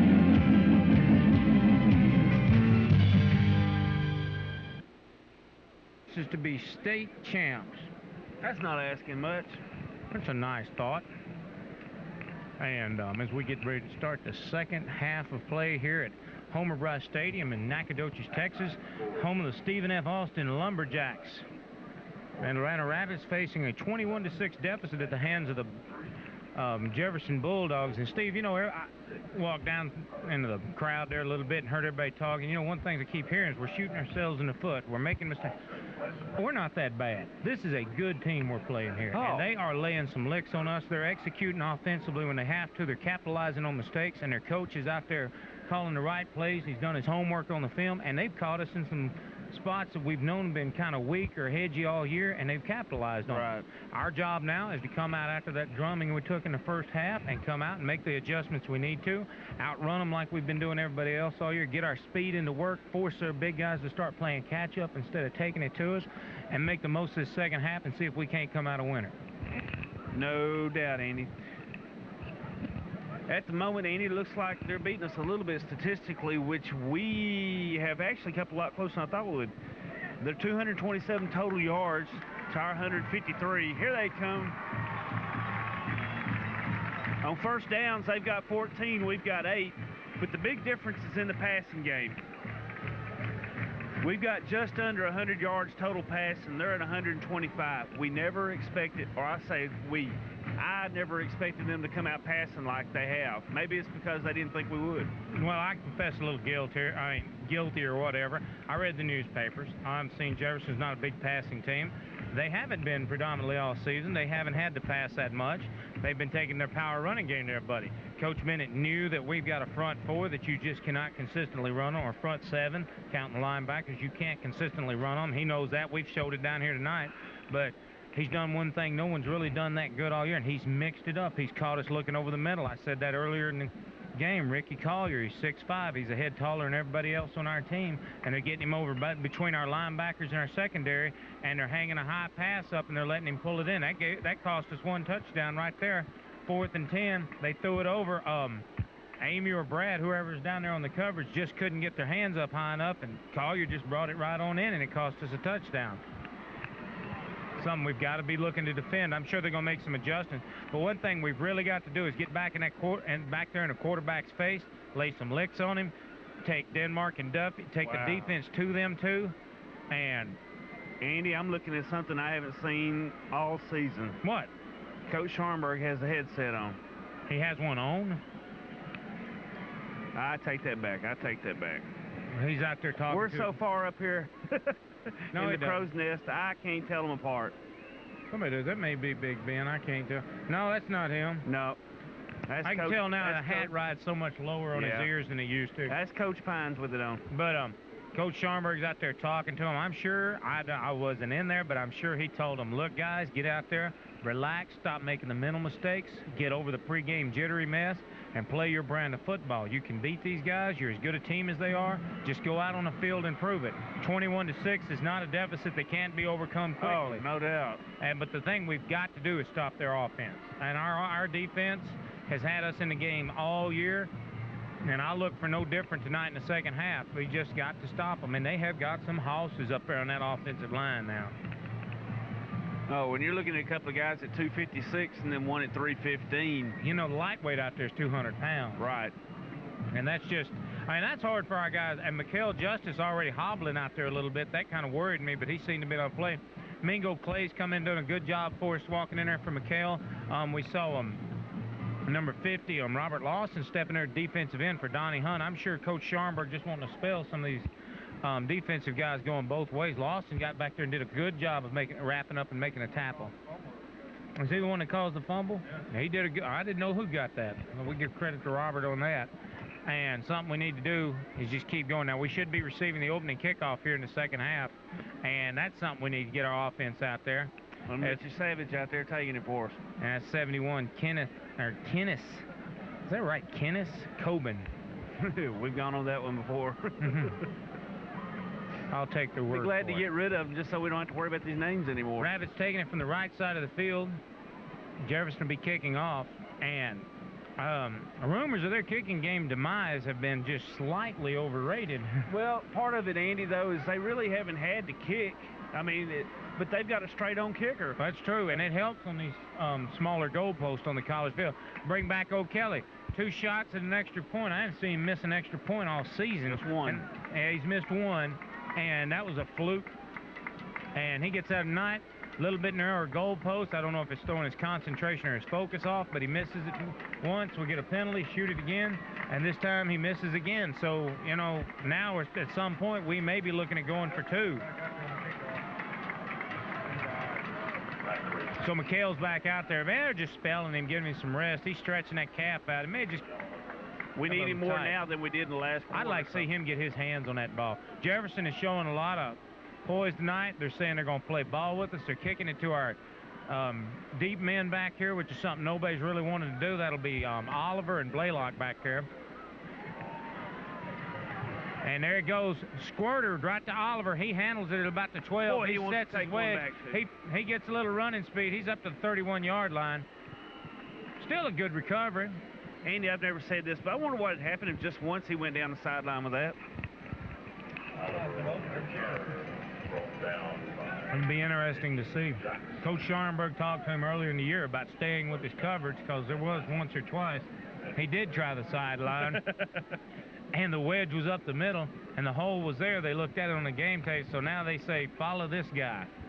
Okay, we're coming back out in a Colorado-type offense. One flanker, Everett's alone back in the backfield. No, that's Blaylock in the backfield. They go with a power sweep, and Blaylock's still on his feet. He'll get to about maybe 2. a 1 or 2 yard pickup. Looks like Everett's block kind of slid off of him there and got back there on him. They got 1. That was that big power sweep right that's been really effective the past couple of weeks. Harrison jogging back on the field. He still likes to go in there and get that play from Coach Scharnberg no matter what. Coach Scharnberg says he doesn't need to come in. He's sending it in with the receiver, but he's able to go halfway out and read his lips. Yeah. Casey Kidd and Bashy Noel are split to your left. We've got an I formation set. Harrison drops back. He's looking to pass. He's got all day. He's got pressure. He falls down in the backfield for about a 4-yard loss. Make it 5. And the Rabbits are in deficit position already. Is that my new word tonight, deficit? They're in negative yardage, that's for sure. It's going to be about a 3rd and 14. And they call it a sack, Andy, but that really wasn't a sack. That wasn't a sack. Ken just fell down. And, you know, the field's dry. We haven't had any traction problems out there.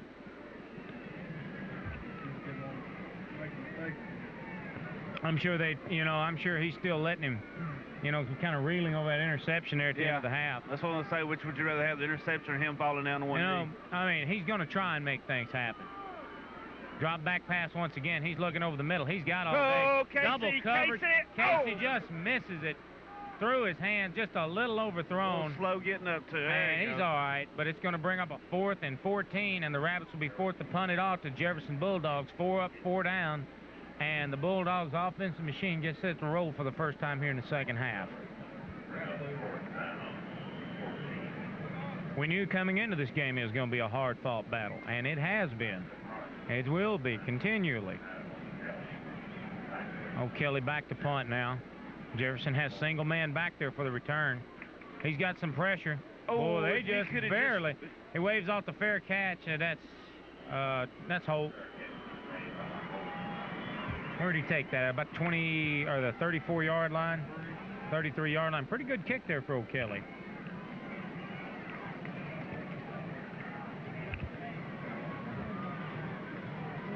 So 39 yards. Steve, I'll be curious to see what, if any, adjustments Coach Melton made during halftime. I don't know if he just told him to settle down and play into the coverage he's told them to, or what. Settling down would have a lot to do with it. I look, and they're going twin splits to the right now, but we know they're just pulling them out for usually just for the coverage. Up the middle, Denmark. Hey, he stopped. Randy Garner laid the first lick in there to slow him down, then the rest of the defense closed it in. They pull what we've seen Coach Scharnberg do a lot. They're bringing their wide receivers to one side, making it a strong side, forcing the coverage out there and forcing our secondary to respect the pass. And when they do, it does have a tendency to weaken up the middle of that defensive line. I have a feeling they're going to try a pass here, Andy. So much for my feelings. Option, missed tackle.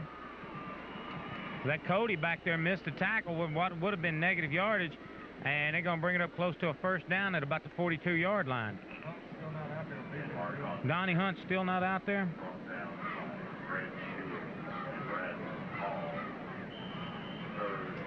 That's right. So we got Lawson in there now at the second defensive end, I should say.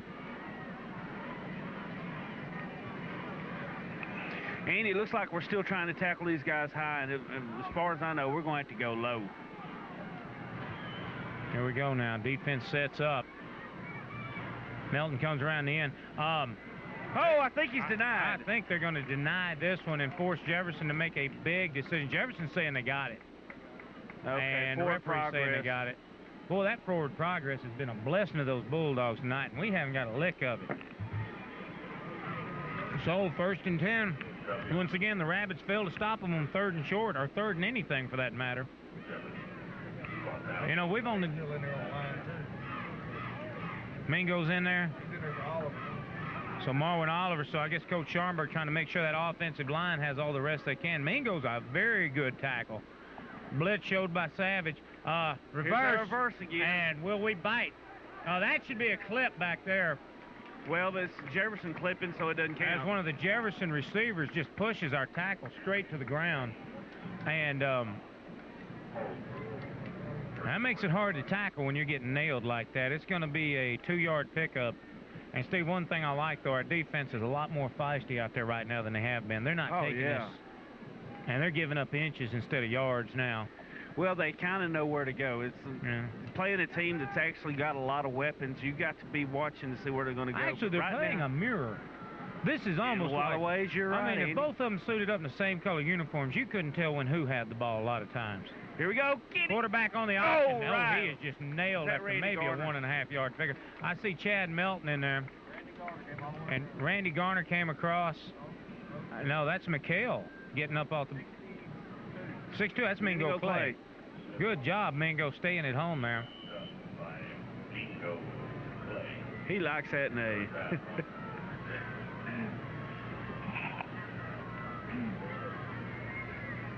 So Coach Scharnberg getting some good production from his, I call them backups or whatever you want to call them, but they're coming off the bench, the reserves, and performing well. This is the big play. This one has a lot. And that's up the middle, Steve. But he's not going to get it. Now Jefferson has to make the decision with about a 4th and 4 if they're going to try and punt it. And I see the punting team come on the field. You know, if they want to try the momentum stopper, they could try for the fake here. They've got the lead. They've managed to shut our offense down for the last couple of series, although we denied ourselves one time. And you could see it. And they've got Billy Oliver back there. They have to respect his speed. They got a barefooted punter, too, Andy. Look at that. Well, that's unusual. Oh! Ooh! Boy, they put the squeeze on him. Billy backs up. He's not going to get near it. And 19-yard line, 18-yard line's where it's going to lay. And the Rapids will have to take over from deep in their own territory and dig their way out of another hole. But good stand by the defense for the first time tonight, Steve. We just got to stop missing those tackles in the backfield. And that was a 36-yard barefooted punt. And it ate 5 minutes off the clock. We've eaten 5 minutes off the clock right now between Atlanta and Jefferson. But the Rabbits did a good job of denying Jefferson for the first time tonight, and now we need to see the offense get out there and produce. And produce. Looks like Colorado set. Blaylock's a little confused where he's supposed to be. He comes back in now. 7 seconds on the shot clock. We got to waste the time. And we're going to waste a timeout on this one as there was total confusion. And while they settle it down, we'll take a break with more Rabbit football right after this on AQC TV. Mayor, close to the TV. And let me let you in on one of the best kept secrets in Cass County. The best lunch is at Ogburn's Grocery, Farm to Market Road 74 in Queen City. Lunch is served daily from 11 to 2. So come on by and find out one of the best kept secrets in Cass County. Ogburn's Grocery, Farm to Market Road 74. They're Bulldog proud in Queen City. And you get here, and you get here. And I believe Coach Scharnberg's got the offense straightened out. And Ken Harrison will bring them back up the line for a 1st and 10 from just about the 18.5-yard line. And we're back in the I formation now. Oliver's in the flanker position. One split that looks like Casey. Harrison fakes 2 times, and he breaks 1 tackle. He's throwing over the middle. This time it's caught by Billy. Steve, he almost denied himself a first down. He got the first down, but I don't know. No. He got it. Watch now. Yeah. Head doubling back. I think he thought he was going to try and run around those 2 hosses of Jefferson, and they just snatched him. Andy, we had a missed call on that, too, because there was a little bit of clipping in the backfield, but fortunately they didn't call First down for the Rabbits. We needed that break. Well, I mean, the referees, I get critical of them sometimes, but once again, this week we've had some really liberal referees who have really let these guys play some football. I think that's our job to stay critical of them. 6:51 to go in the 3rd quarter. The Rabbits mounting their 2nd series for the half. And you got to blame it on somebody. High formation once again. That's Casey and Billy off to the right side now. Hand off to Blaylock. He's good for 3. Boy, they grabbed him. Ooh, they grabbed him. Everett coming out of that fray somewhere in there.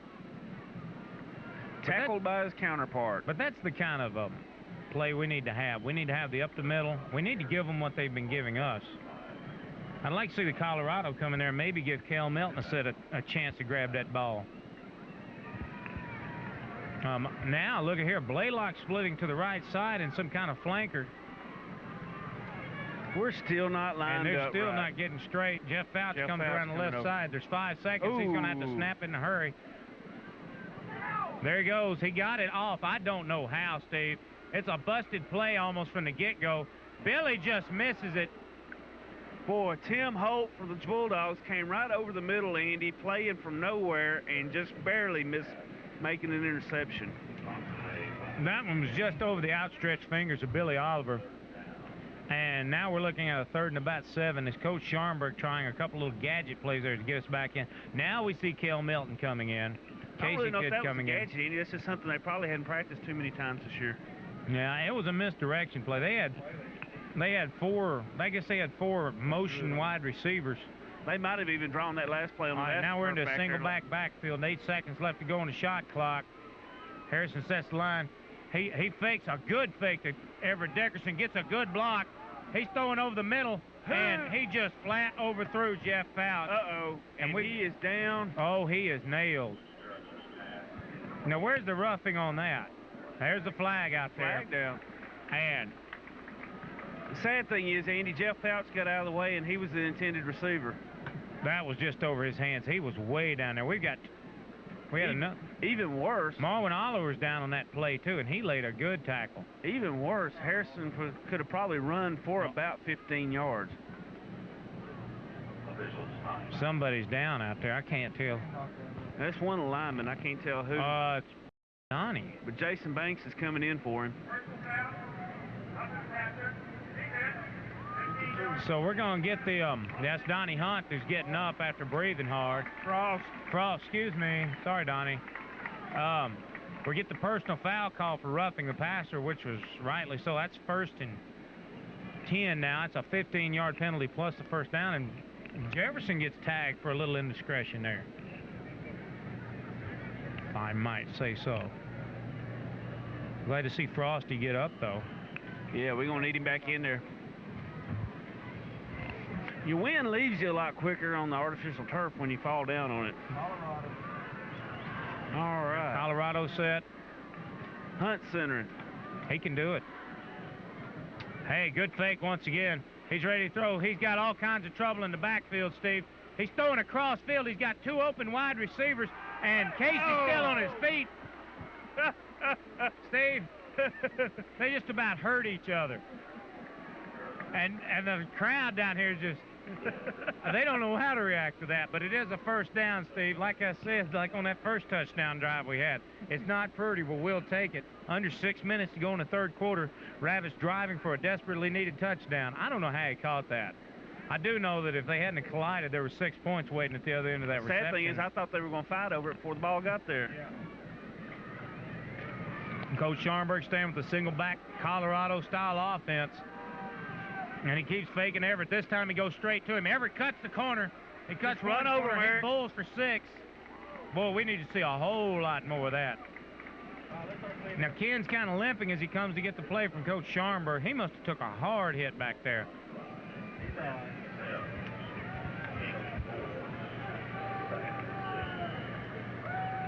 Coach Ford's in that play in?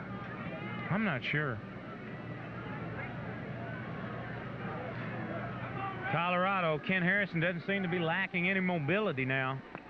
He's still quite mobile. Well, he's stretching them out to the limits out there. You watch his poise, Andy. He's gained a lot. Option play. He goes to Everett. It's bobbled. Everett does a good job of snagging it. He's going to lose 2 or 3, but he'll still get back to at least the original line of scrimmage as Jefferson did a good... Andy, I think he got back to the current line of scrimmage, if not... Yeah, he did. Well, Ken getting some pressure. Jefferson did a good job of defending that and knowing what to look for. They've got the people to stay at home for this play. Man, it's going to bring up a 3rd and 7 now. And this is 7 yards we need, and you're almost at this, even this early in the second half, into 4-down territory out here. O'Kelly's had a hard time kicking, so we've got to be looking touchdown. Colorado set. Harrison rolls right. Nice oh, block. Boy, he's going to get drilled, but...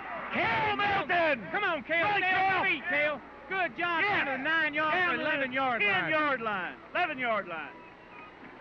Did anybody not hear that was Cale Milton?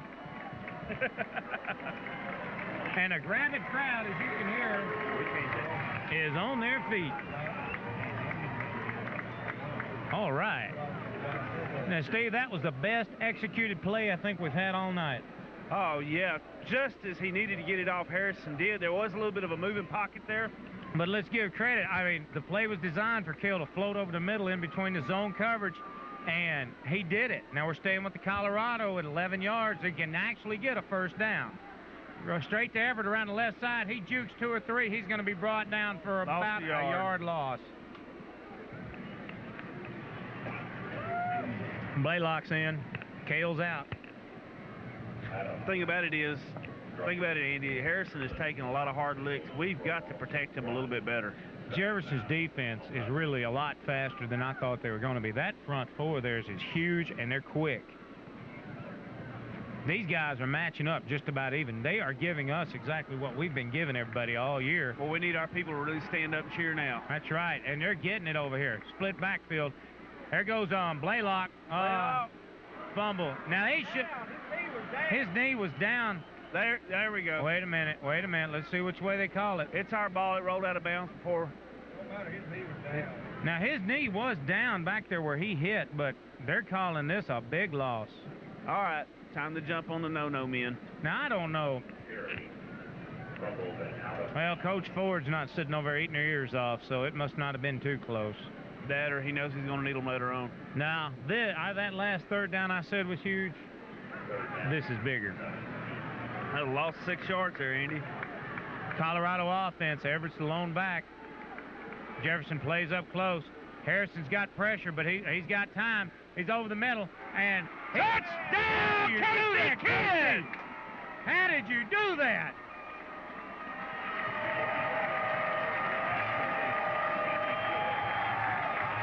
Talking about throwing a bullet. Steve, that ball must have been making 90 when it crossed over that goal line. And it went right through, I don't know, about 6 bodies. There's 3 Bulldogs out there with holes in their chest. All right. Now, this is where Harrison's coming in, Steve. We're talking 2-point conversion. We don't have any choice but to go for 2. Yeah, we do. Score 3 more touchdowns. Don't let them score anything. That's true, too. That's not much of an option, though. Rabbits trying desperately to get back into this thing. Coming out of the Colorado, look for a pass right over the middle to Melton. Harrison rolls to the left. You got it! Run, Ken! Touchdown! Or yes! extra point, yes! Great second effort. Kel Melton's trying to do cartwheels out there. Oh, Steve! And the Atlanta crowd is on it. 3:14 to go in the third quarter, 21-14. You're watching Rabbit football right here on AQC TV. Great rugged 025 chainsaw from Steel will please everyone. With its unique safety features and power ordinarily found on professional saws, the 025 will tackle all your jobs with ease. Steel, why compromise? Available at Price Hardware in Atlanta for only $299.95 with a 16-inch bar. That's Steel at Price Hardware, 302 North Williams, here in Atlanta. Showtime! Rabbits back in this ball game, 21-14. 2 beautiful plays, and you got to key them off on Ken Harrison, who made a 3rd down conversion touchdown pass for the Rabbits. Great catch by Casey Kidd, a rocket into his arms, and then Ken, and then turn around. Had to have the 2 points to get us back evened up, and Steve, they did it. Ken Harrison rolled out of the pocket. Go what? I would say right now it's up to the defense. Yeah, right now Atlanta's definitely got some momentum. They're feeling like the Rabbits that we've been watching for the last, 14 weeks now. I have a feeling Adam wants to boot the crap out of this I'd ball. like to see this ball go through the uprights. I don't want him getting a return. I don't want him getting any momentum. He's going to shoot this one down to about the 11. It's caught on the 12. And Duffy's got it. Duffy at Denmark, excuse me. And they stuff him at the 20. Let's try it one more time. And Steve, the Rabbit crowd with their Bunny fans are on their feet. Randy Garner there. That was Fred Brown, the guy we hadn't heard much out of this year. And there was Randy Garner. Do what? Denmark was over. That was Brown. Oh, was that Brown? Well, there was 3 back there. We had to hit it eventually. Isn't that cheating? You're only allowed 2, aren't you? 1st and 10 from the 20. Whew. 3-0-9. Now, this is what I made the trip to Nacogdoches to see right here. Now, this defense needs to get in here and sting them. They need to get some momentum. Same lineup. Mikhail Justice, I can't tell who that is lining up the other tackle. Looks like Lawson in there. Handoff up the middle. Good break, maybe for a half a yard. Rabbits all over them. A 1-yard pickup for Mr. John Mark. 1.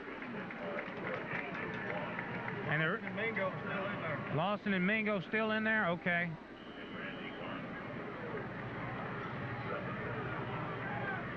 Lawson lining down there to 2 technique. Okay. Okay, Randy Garner. The whole front 4's down now as they show blitz up the middle. They got pressure on the quarterback. Randy just misses him. Quarterback fakes the throw. They're not biting. All right. And Steve, they shut him down twice. He picks up enough yards to get it to a 3rd and 5. Garner did a great job of coming in there. Greg Fields closing that play off. Greg Fields, number 25, outside linebacker. Steve, watch these defensive ends are playing down instead of in the upright end position, and they're getting some headwinds going behind them. Rabbit crowd on their feet. Defense 3rd and 5 to go. Bulldogs got the ball. High formation. Twin splits. Up the middle. Stop. Got it. Yes, sir. Mr. Lawson. And Robert Lawson is hiring a kite out there right now. And the Rabbit crowd, if you can't hear them. You have to put your mic out there, Andy. Mine's not working too well. Sorry. Fourth. Great. This is the Rabbit defense I drove down here to see. Great going, guys. Great stand. There's 1:23 to go in the fourth quarter. Rabbits on 1 touchdown deficit. And, Steve, I feel a little momentum shift. We need to keep it going. Quick strike here, and let's get back on this game. Remember, Not Andy, in we but on said it was up to the defense. Emu drops back for a little extra coverage in case it goes short. Barefoot. Boy, they're sweating this one. Oh, boy! Get him! Go get him! It's out of the end zone! It's out of the end zone! That's 2 points and a kick from the 20. Yes! Steve, gut check! How about it, Atlanta? They're still going. And the official Energizer Bunny of the Christmas parade says they're still going. And we're declining the penalty. Whatever it was, we're declining something. Hey, they got to kick it. We'll be back with the rest of it right after this on AQC TV. Yeah. Melanie Thompson Insurance, located at 102 West Hiram in Atlanta. America can depend on Farmers Insurance, and Atlanta, Queen City can depend on Melanie Thompson Insurance for auto, life, or home insurance. That's Melanie Thompson Insurance, located at 102 West Hiram, Atlanta. Call her at 796-7403 or 796-5853. America can depend on Farmers Insurance, and Atlanta, Queen City can depend on Melanie Thompson Insurance.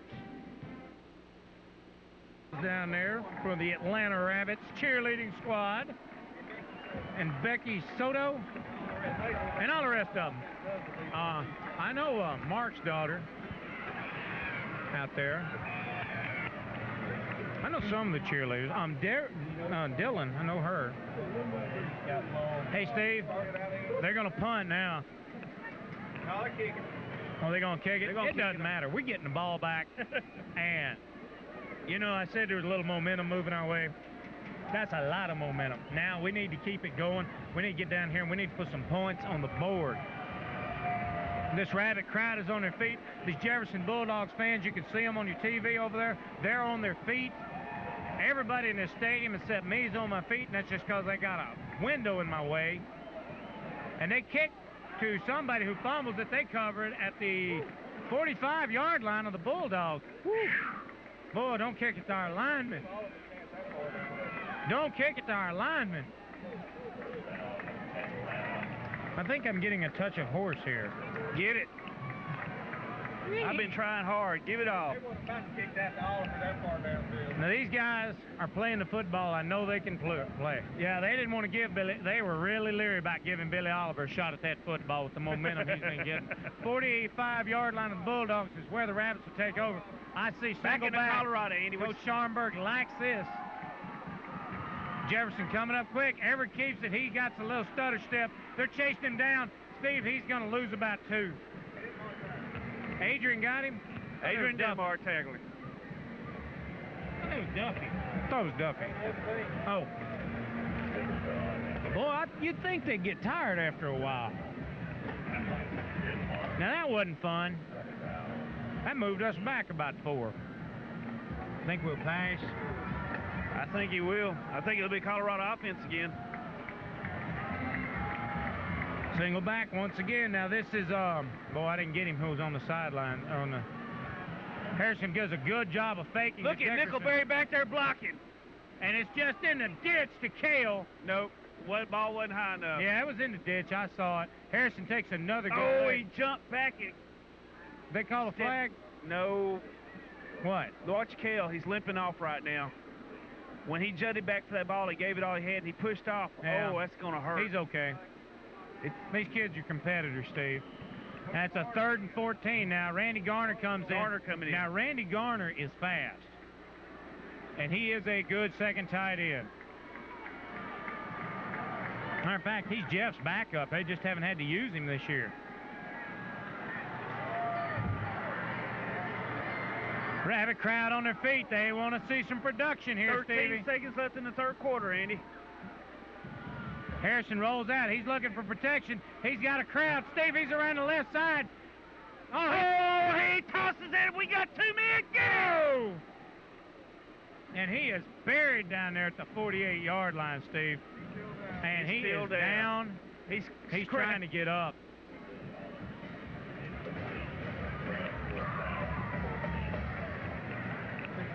And it might be a good thing that was a 4th down. I'd hate to see him have to go back in right now. Hey, David, all he had, Steve. I mean, he got the ball down there. It was just Randy Garner and Billy Oliver down there. Neither one of them could quite get the handle on it. They had totally blown Jefferson's coverage. And the punting team is having a lot of trouble trying to get this play off. They got 9 seconds. We don't have a snapper out there. Dadgummit, we're losing a timeout because we didn't have a snapper. That's 2 timeouts the Rabbits have eaten now. And only 2 seconds to go in the quarter. Mental mistakes. I tell you what, they're going to settle it down, and so will we right after this on AQC TV.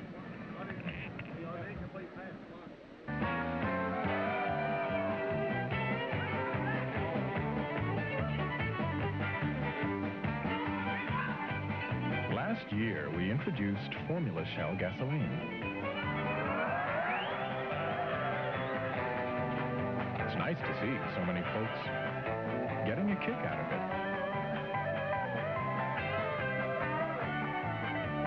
Shell, the world's best-selling gasoline. Well, it's ours to lose or win, however we want to do it. 2 seconds left to go in the third quarter. O'Kelly back to punt from a 4th and 14. And you think we're going to fake it? No, I don't think they're going to fake it.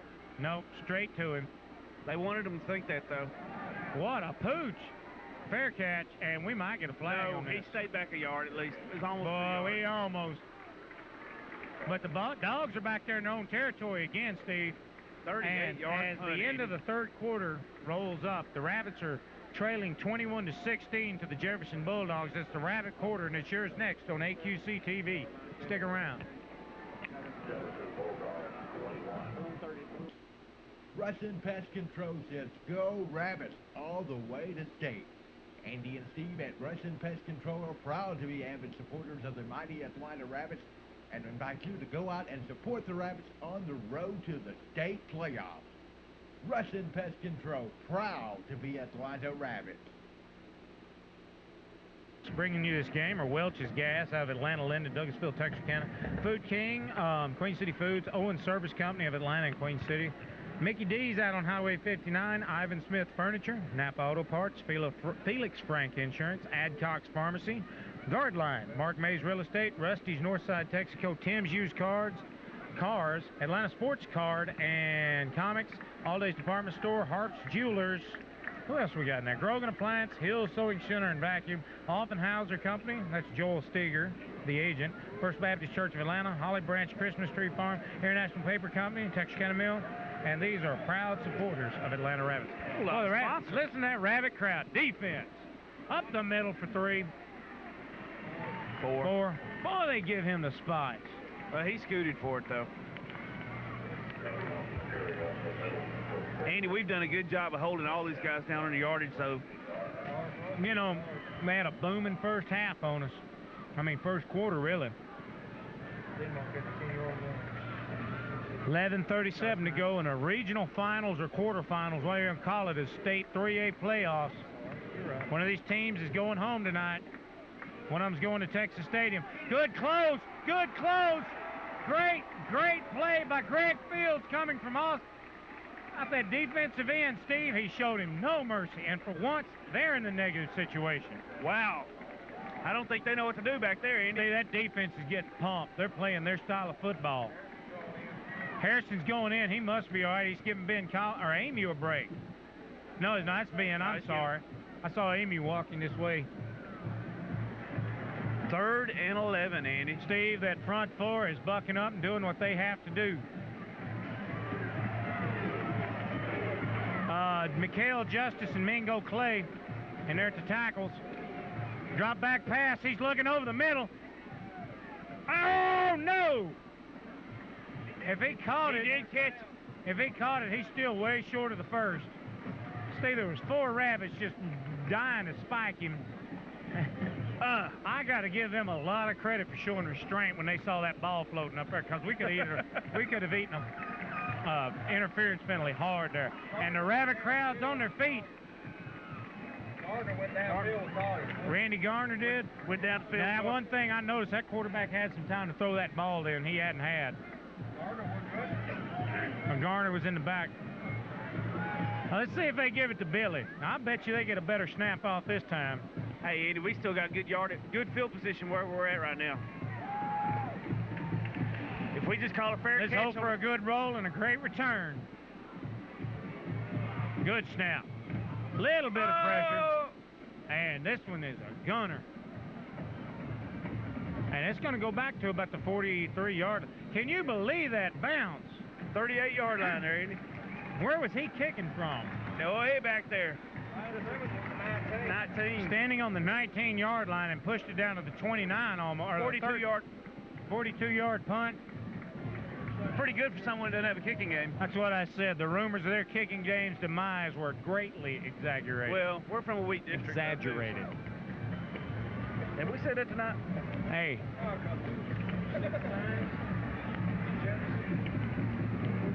.9:41 to go in the fourth quarter. Rabbits needing a score, a touchdown.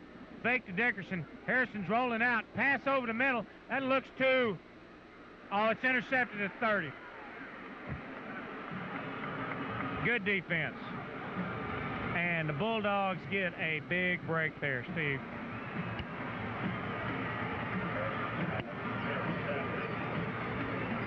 Was that 24? Tim Holt? My number 9, Dane Manshak there, Andy. They're saying Manshak? Yep, that's his second one. Oh, that was just a tip ball. It was a volleyball play back there as Harrison floated a little bit into the secondary. Good job by Jefferson of keeping up with. Our defense got to suck it up now. 9:32 to go in the game. And everybody's on their feet. And the Rabbits jump. No flags. Oh, yeah, they've got one. We're going to eat 5. We got back. I don't know if they didn't flinch there, Eddie. I was watching on I the don't right know if side. we didn't touch somebody. That was close if we got back. We haven't. They got it. Dadgummit. They got back. The referees obviously didn't agree with that. Boy, they have caught them looking on that 2 or 3 times. I think the referees watched our game films this year, too. Our kids are quick, and, well, Coach Bennett, give him credit for going on that long sack count every so often. I mean, that's just like giving them 5 free yards for no reason. Watch number 80 out of Uh-oh. They're in tight all the rest of the way. In tight. Wide receiver split deep. I don't know what that is. There That's went supposed for to be a reverse. reverse. 24, Tim Holt coming up, Andy. Holt's gonna... They denied him, though. They're going to stop him at about a yard short of the first down. Timeout. We got somebody down there, we got too. somebody down. That's a Rabbit down. He got Brad McCall. He gets up. I don't know if they're going to make him pull him off the field or not, because they did call a timeout. Yep. He's got to come off, and we'll have to step someone in there at that cornerback. Probably Billy will come in. 2nd and 1 for the Jefferson Bulldogs there, Andy. Yeah, that's right. It should be a 3rd and 1, too. Harrison's in at the corner. No, Billy's in. Billy Oliver's in at the corner. Hey, this might be the right time for Savage Harrison to be hurries the in there. defense. They're not set. Good thing Jefferson, the referee hadn't set the ball. That's I believe cool. the blitz is on, Andy. They better have something on, because here it comes. Oh, got he it. squirted through there. Through 4 Rabbits. Boy, his jersey didn't quite make it, though. None of them have. Why are they all cocked up on their shoulder pads like that? Makes them harder to grab. Duffy picks up the first down, and 9:04 to go in the game. We got to start getting into clock conservation here. We've only got 1 timeout. If that comes into play, it's going to be tough. Jefferson's sitting on all 3 of theirs. I formation for the Bulldog. Twin splits this time. Looking downfield, probably to pass it. Oliver stays in at the corner. We flinch a little bit. No flag. That's our man Hand right off there. at the line. Pick up a 3. Mr. Melton. Along with Randy Garner. Got Hunt going back in, Andy. Donnie Hunt coming in now at the defensive end. That's going to be Lawson coming off. I guess they're going to pull Lawson. Everett's going in. We've got about 30 guys on the field now. Here comes Mingo. This is the speed defense. They're looking for something here. They want some pressure on this quarterback, and they want some pressure in that backfield. Rabbit crowd singing defense, 2nd and 8. Hand off at the line. He rolls. He's hit. Drop. Lost. Andy, we got Justice, Hunt, Garner. Everett Dickerson gave him credit for breaking it up in the backfield. And when we need it, somebody just keeps getting there, Steve. 3rd and 9. We're showing 8, but that's 9 now. They lost a yard. Steve, nobody on this Rabbit side of the field hardly is sitting down. They can't afford to. This is a good When the crowd man in out front here of you tonight. standing up, you better be too. I wonder if the Lumberjacks get this kind of crowd out here. Oh, yeah, no doubt. Way our ball, downfield. Brad! Oh, can't get his hands on it. We'll take it 4th down. I think that quarterback was just somebody grilled number 70 out there. Somebody laid him on the ground hard. Had to have been Everett or McHale. And Steve, it's 4th and 9.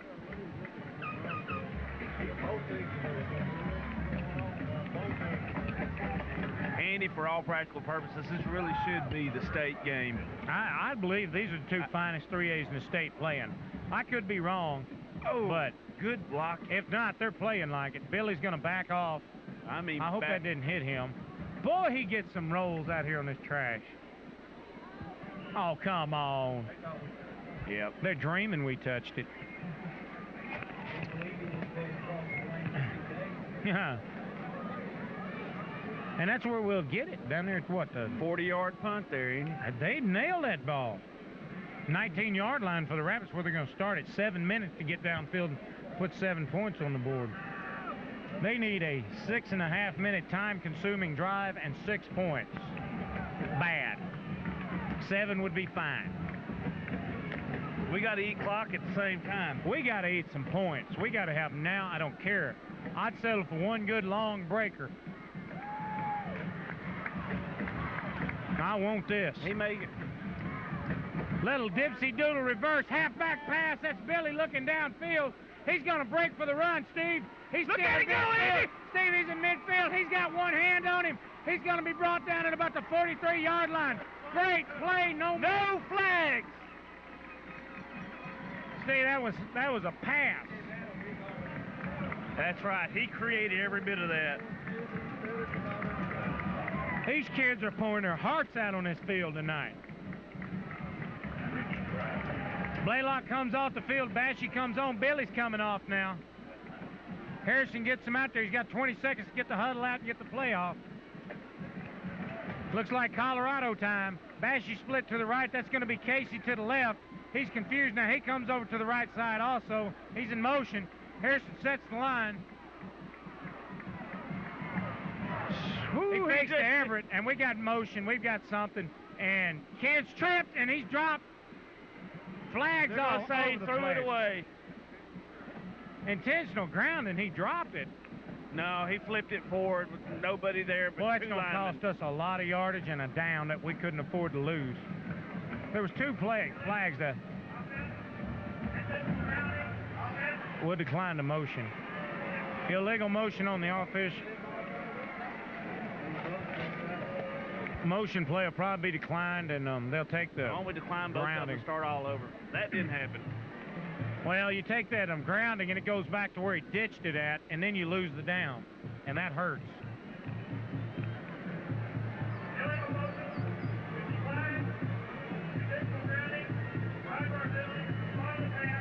So we're 2 yards ahead of where we started out on the series, Andy. And a 2nd and 40.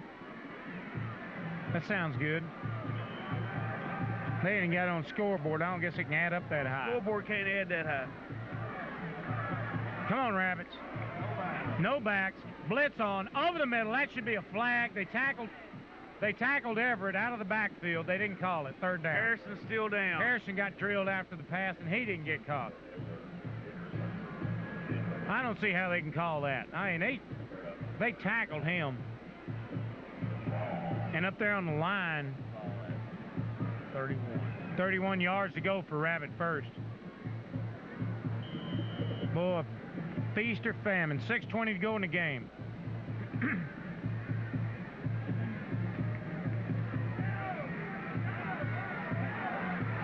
Rabbit fans on their feet. We need another miracle play. Andy, this is no back. They're going to show blitz again. They've got it. They're all over Harrison up the middle. Everett gets the ball and he drops it. That's twice. And that's twice that play was there, and that's twice it would have worked. 4th down, O'Kelly gets the call. And even at that, though, he had a man on him, and he was only about 5 yards, well, maybe 12 yards Boy, up. that was all over Harrison. Oh, number 4, Tim Duffy is blitzing through there like a wild man. Boy, I tell you what, Mr. O'Kelly ever had a good punt, his name needs to be on this. Boy, I wish we were closer. I'd like to see a fake on this. He got a good one. Go ahead. Oh, look at the roll. Field it. Let it Get keep away going. from it, guys. We'll take it. 29. We'll let them change hands, and we'll be back with more right after this on AQC TV. You need a commercial.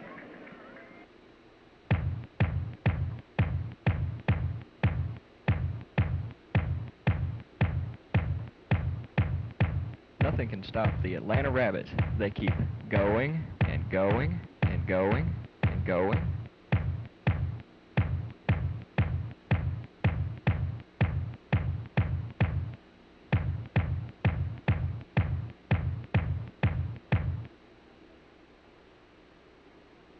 Got it hot and heavy here at Homer Bryce Stadium, Lumberjack City, Nacogdoches, Texas, at Stephen F. Austin State University.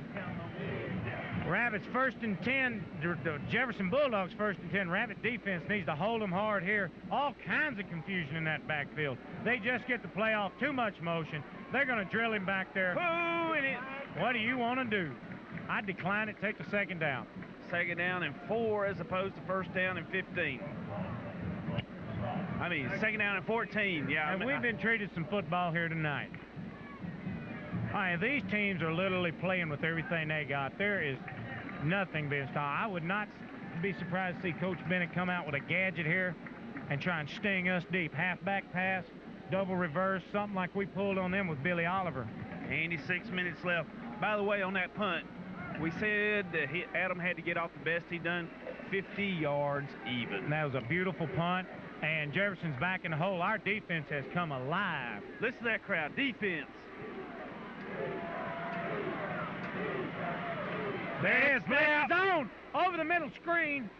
And it's going to produce a couple. Yeah. At least. Like 9. It's still going to be 3rd and 5.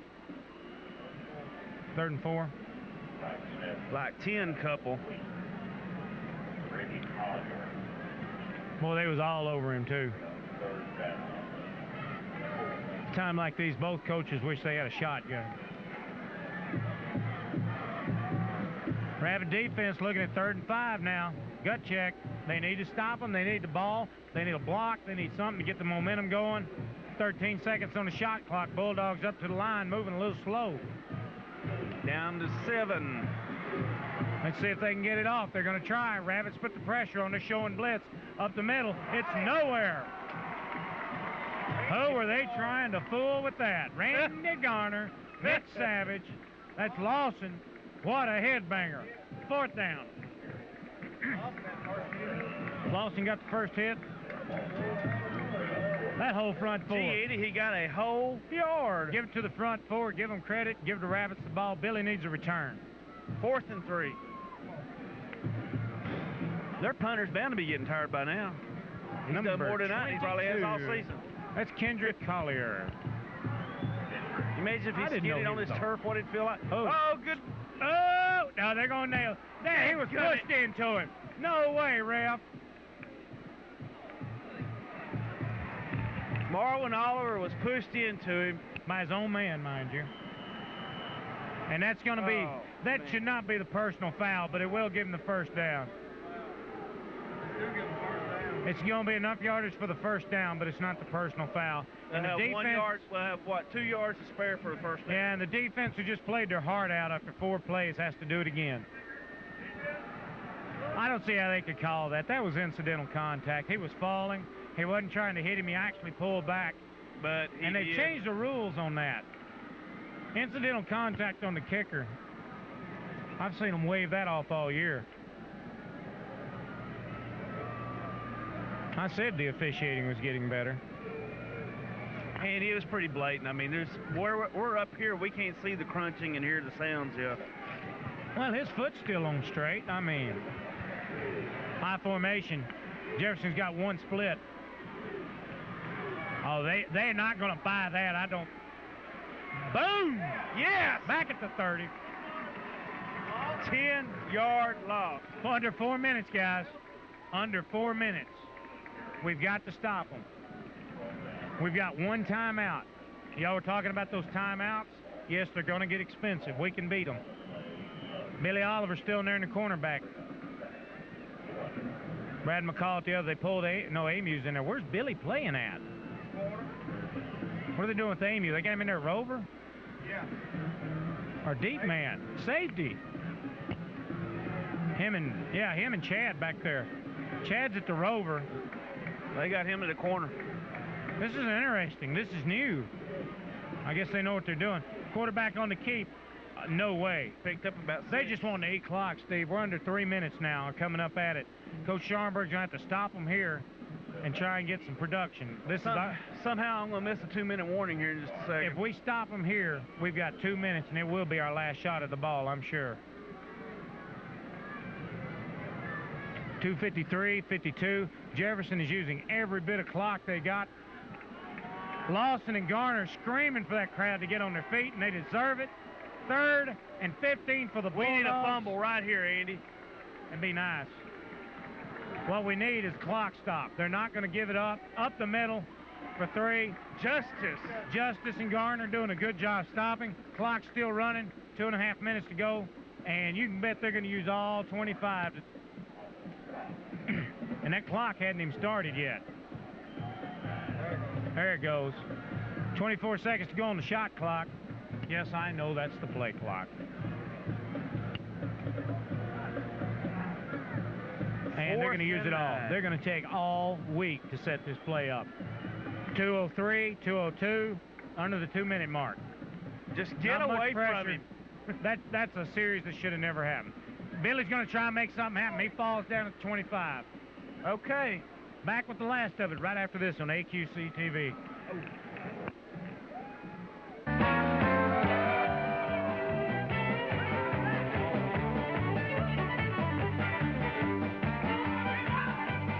Last year, we introduced Formula Shell gasoline. It's nice to see so many folks getting a kick out of it.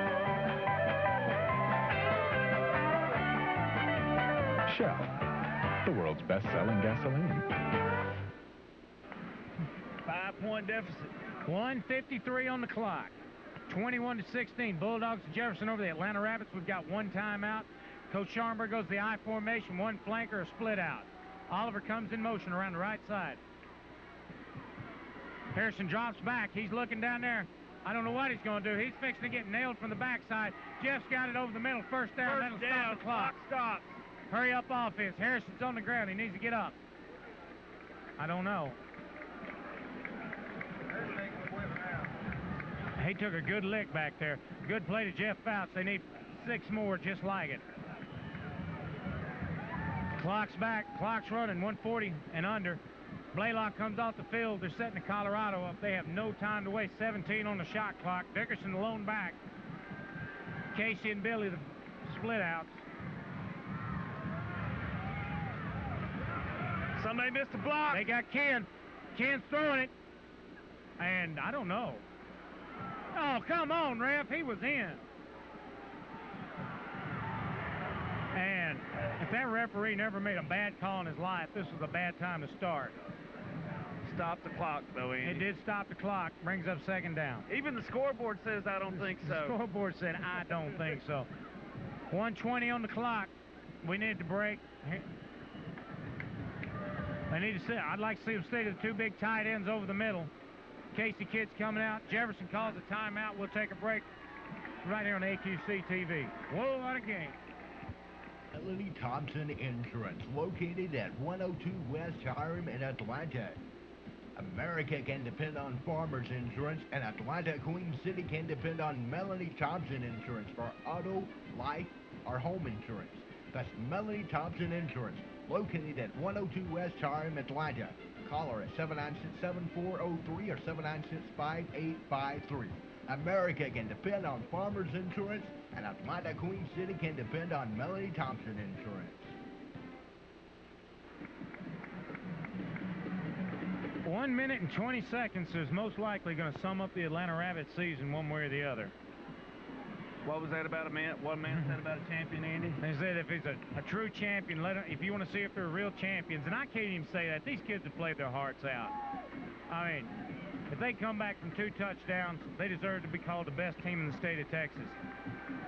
At this point, though, where they're at, they are true champions. If they don't pull this out, the #1 team in the state's right across from it, and I'll tell them they're a close second any day of the week.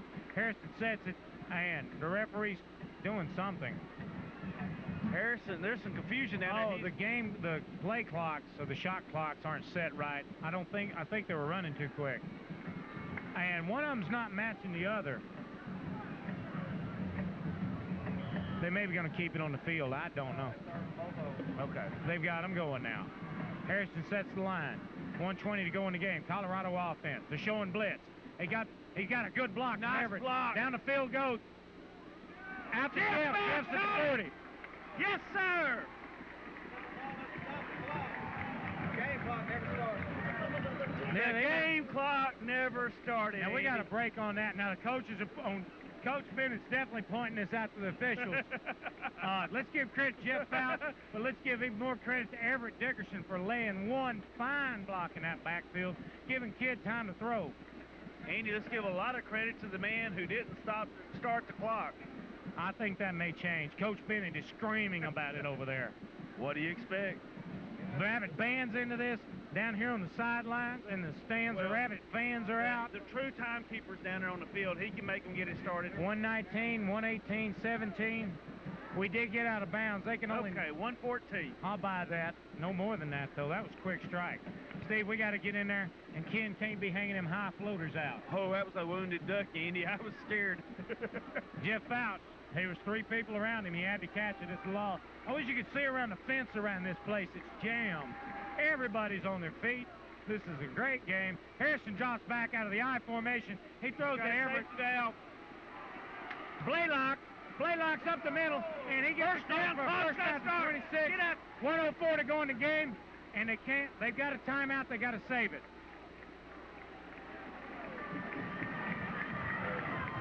Boy, Chili Dog's coming back to haunt me now, guys. Why didn't get one? Oh, Nelly. Was it O'Keefe Jackson? You say, oh, Nelly. Colorado, 56 seconds. They need to get this play off. He drops back. He fakes to Everett. He's got all week to throw it. He's looking downfield. He may keep it. He's going to. He gets out of bounds at the 18-yard line. 44 seconds, Steve. This is killing me. Killing you.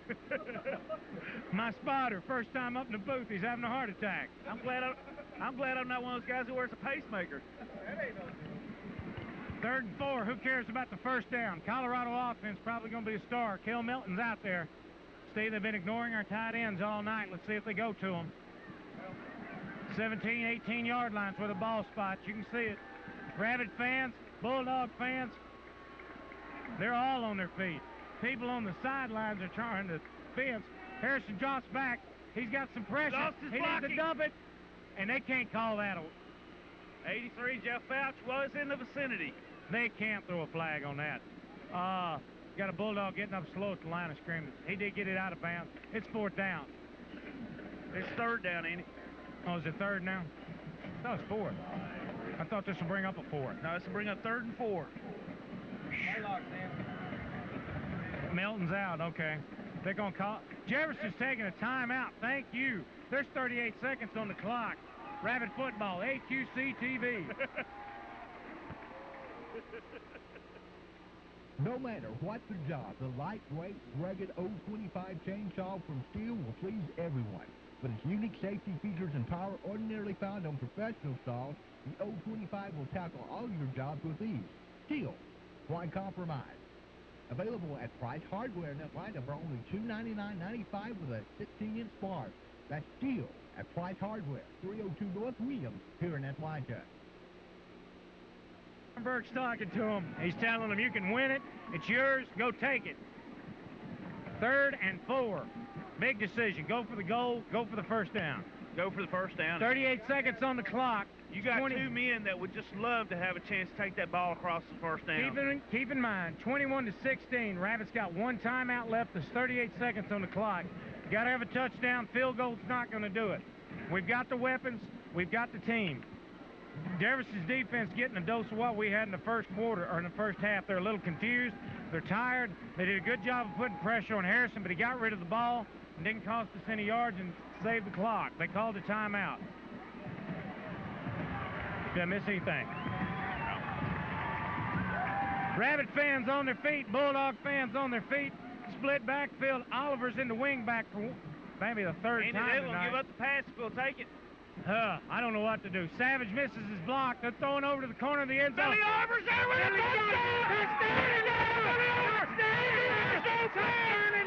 There's no flag. Billy Arbor. Oh, baby.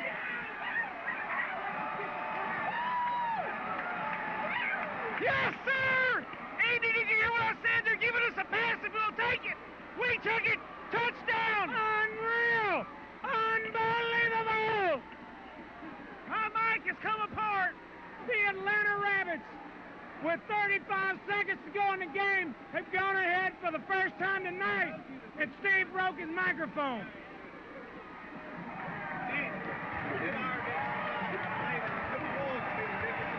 You're right. We got to have an extra point. There's no flags. We got Texas Stadium on the mind, but Steve, we can't let them get a return. It is 22-21. Can you spell state? Do we go for 2? Why not? Andy, the clock didn't run again. Oh, that hurt. Timeout on the field. I don't know who took it. Who cares? You can put your commercials where you want. We're staying with this. No. The Rabbit fans are on their feet. Coach Scharnberg's got them off to the side.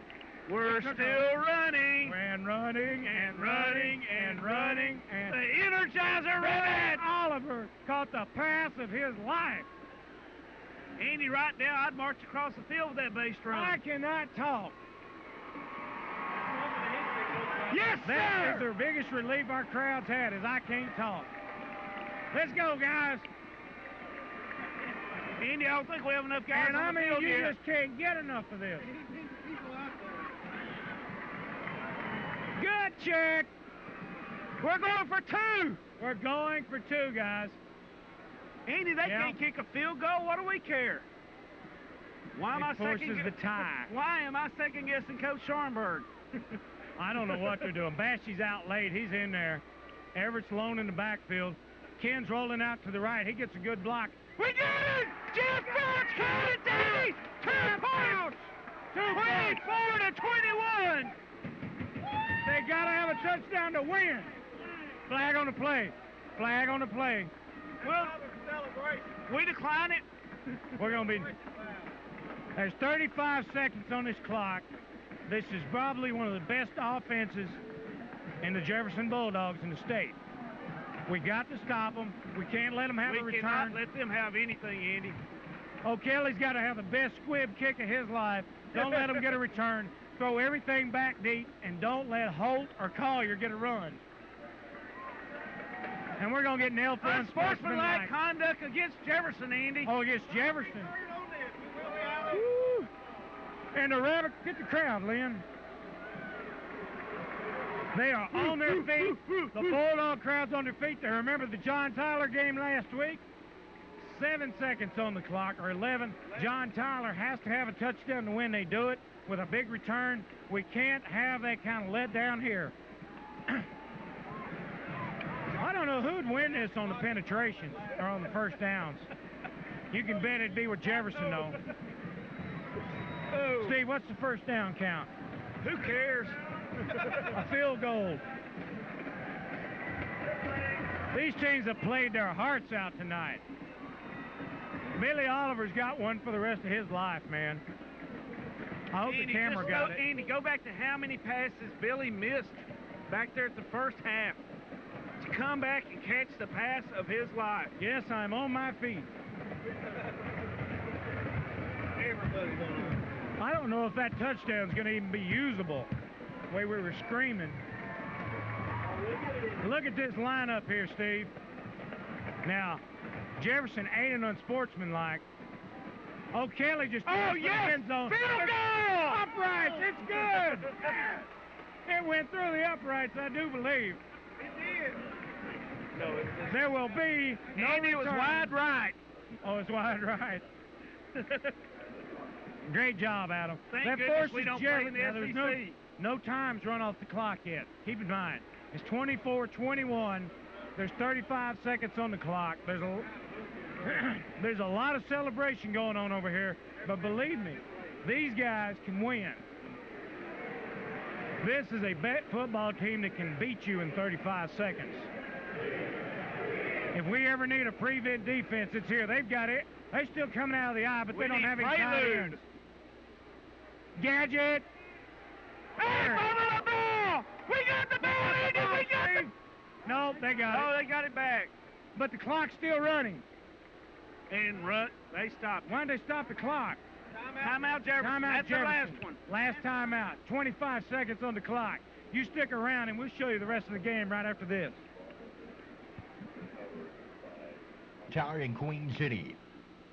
Mountain and Balance are free with 10% off tire sale at Cooper Tires. Queen City Tire, Queen City. Go by and see Kenneth Thompson, Lara Farrell, Jeff March, and Clifford McCaslin for Cooper Tires at Queen City Tire. Highway 59, Queen City. Cooper Tires at Queen City Tire. To them. Defense, we've lived and died by them for the whole season, and if we've ever needed a defense, it's now. They've got 25 seconds to shut the Jefferson offensive machine down. It's 2nd and 15. Jefferson's got the ball on their own 15-yard line. You're looking bomb.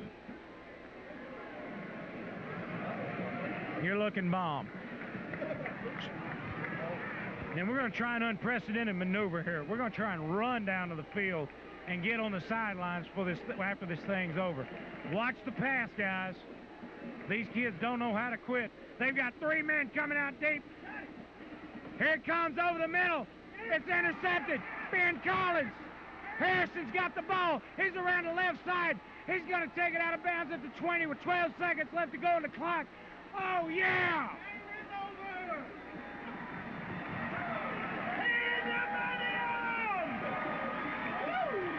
Now we can have some pandemonium.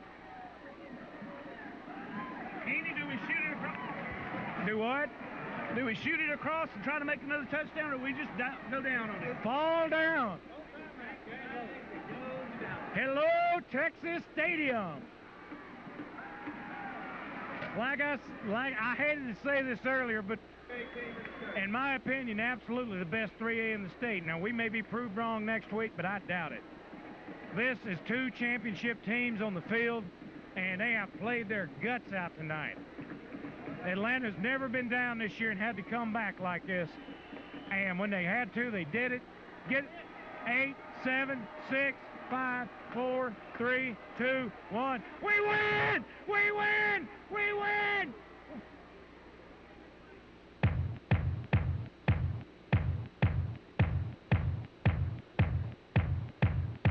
Nothing can stop the Atlanta Rabbits. They keep going and going and going and going.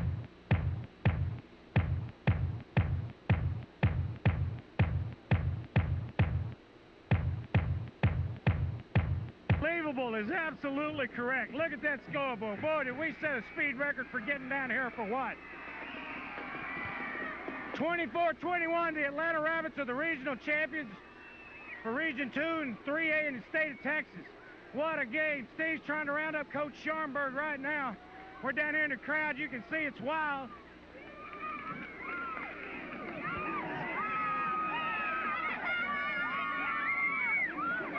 And these kids played their heart out.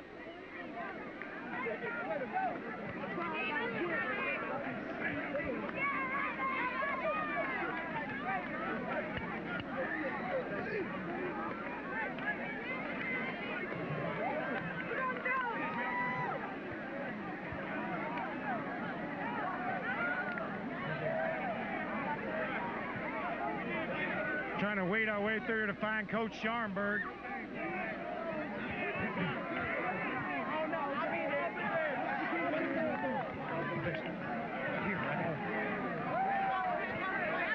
Hey, William, you did a good job. Good job.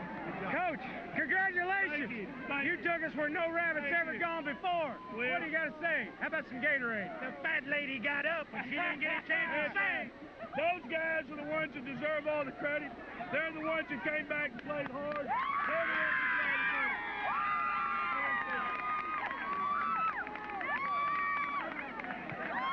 What do you say, regional champs?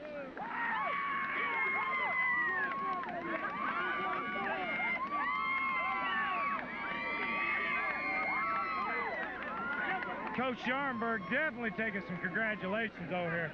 Coach, it was a heart stopper. Yeah, it was. It was a Super Bowl game. Our kids deserve a lot of credit. And God love them. They knew they couldn't give up. And they did. They did. Let me get with them. All right, Coach. All right. All right, everybody in there. Let's go. Basketball. Tell Jefferson go to the basketball. Put that on the camera. Jefferson go to the ball. He said he give Brown City, Jefferson go to the ball. Oh, I'm sorry. Go to the basketball. Lynn grabbed me. Quit still waiting on you. Hey, Hey, baby. 1 of 4. 1 of 4. All you guys, listen up, please. All you guys, listen up. At halftime, I told you guys that you came out and you played hard. And if you believed in yourself, that anything is possible. Man, I'm going to tell you, you learned a valuable lesson out, all of you did. If you don't give up in life, if you battle your heart out, you can accomplish an unbelievable thing. The whole second half, I was clutching that cross right there, brother.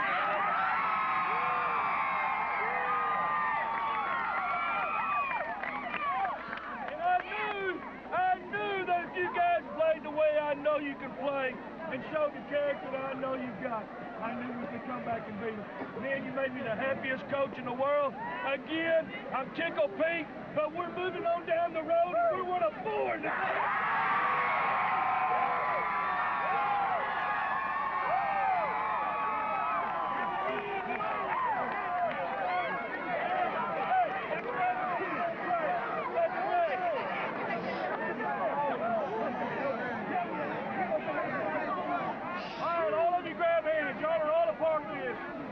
Grab hands. Y'all bow your heads, please. Heavenly Father, once again, we come before you. First of all, I want to thank you for allowing us to come out of this game injury-free. Watch after these young men, give them the courage and the heart and the belief that no matter what happens in life, all the adversity, that everything is possible for that person who believes and puts out that supreme effort. God bless these young men. They're a great group. God bless my staff. They're a great group. Our community, our school, our fans, we did it for everybody. Give us the strength to go down the road 1 more week and battle our hearts out and do the very best we can. We ask these many things in your name. Amen.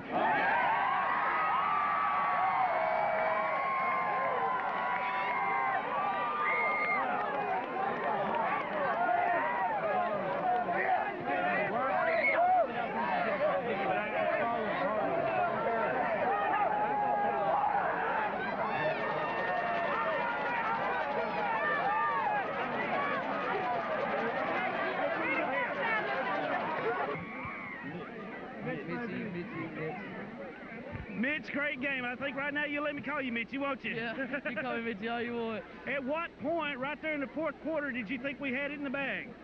Ever? Yeah, I knew once we stopped them that last time we had the ball. I knew that I've been playing with these boys all my life, and I knew that they had it in them. And I know I wasn't going to give up and they wouldn't get it. I just had this certain feeling inside of me. I wouldn't drink no water till we scored, and I think it worked. Last defensive huddle, what did you tell them going into it? They want it. Here it is. There you go. There you go. We appreciate it. Go get it, man. Thanks. He said, is this your best game yet? Yeah, it's one of the games that we had to come back and play hard and everything. It took a lot of guts to come out because we was down halftime and everything. And we just came out and played and done what we had to do, and we came out on top. Going into half, did you think you had? Sir. Okay, what about the rest of the team? What was the mood going into the? Well, they was kind of down, like any team should be when they down. But you know, we got talking inside, and we got to point back up and realize we got another whole half to go and play football, and we came on top. Great. We're gonna be calling you next week. Good luck. Okay, thank you. All right, 1, 2, 3. Here we are with the two heroes on the offense tonight. We got number 35, Billy Oliver, and number 12, Ken Harrison.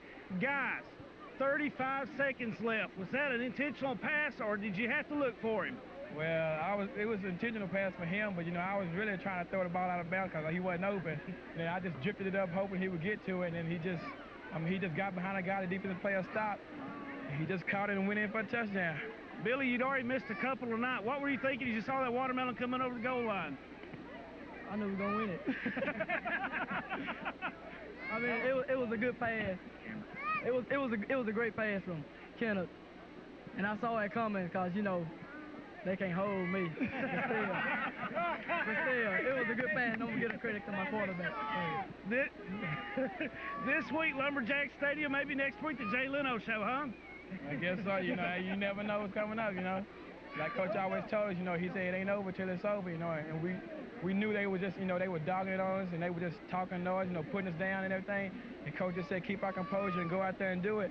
And we drove the length of the field, you know, and we did it. You sure did. Well, we can't wait to see you next week. Hope it's in Texas Stadium. Y'all want to play on the turf again?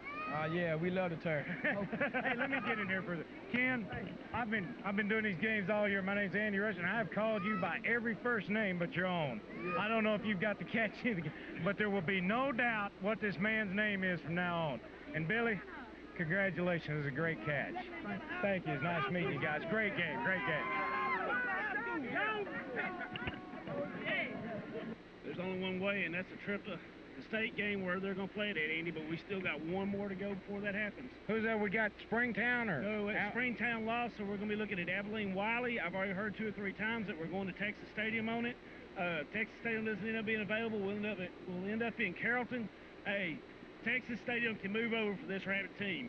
Steve, they played their heart out tonight. I mean, they showed the champions they are. They showed the character they had. When they had to get down there and do it, the defense came up, stuffed them. The offense, when they had to have the points, they stuffed them. They got the points in, and they're champions. They deserve every bit of credit and glory they get. They deserve the weekend. Monday morning, it's back to it. And I don't know how many of them are actually looking forward to it, but I tell you what, it's going to be sweet until that time happens. We'll try and get Coach Scharnberg up next on the Coach's Show. You're watching Rabbit Football right here on AQZ TV. Thank you for joining us. We'll see you Friday night.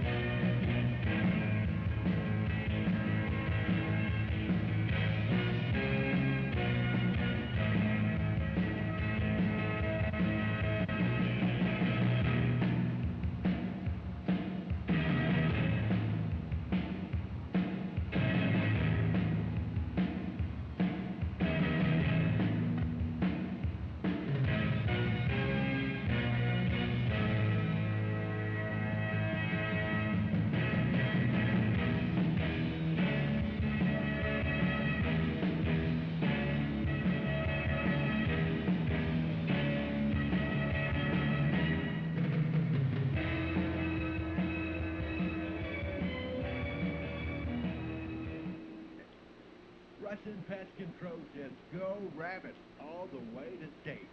Andy and Steve at Russian Pest Control are proud to be avid supporters of the mighty Atlanta Rabbits and invite you to go out and support the Rabbits on the road to the state playoffs.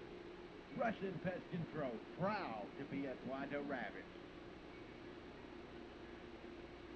AQC TV, Hometown Television, Atlanta High Head Coaches Show. I'm Steve Rushing, along with Atlanta High Head Coach and Athletic Director, Coach Ben Scharnberg. And Coach, let's see, we come from a weak district. We're only a bump in the road. Yet, do you think at this time we have finally proved everybody that Atlanta's for real? I tell you, Steve, it's it's an amazing thing. We've come a long way this year, and you're right. We've been called a lot of things. We've been accused of a lot of things. We've been accused of not having anything. And but I tell you what, the one constant in it is that our team has believed in themselves, and they have got a lot of confidence and the belief that they can do what the impossible.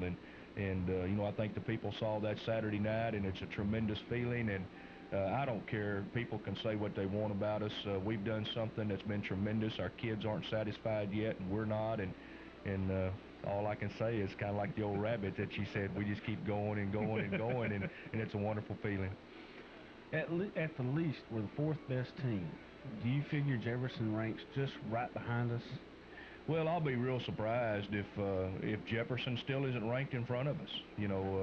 The Harris ratings, when they normally come out a lot of times, of course, and let me say this, we're not worried about that rating anyway, right. Until it's all over and said and done. But they normally pick guys like Cuero and Jefferson like that. They normally right. keep their ratings simply because people know they're fine football teams.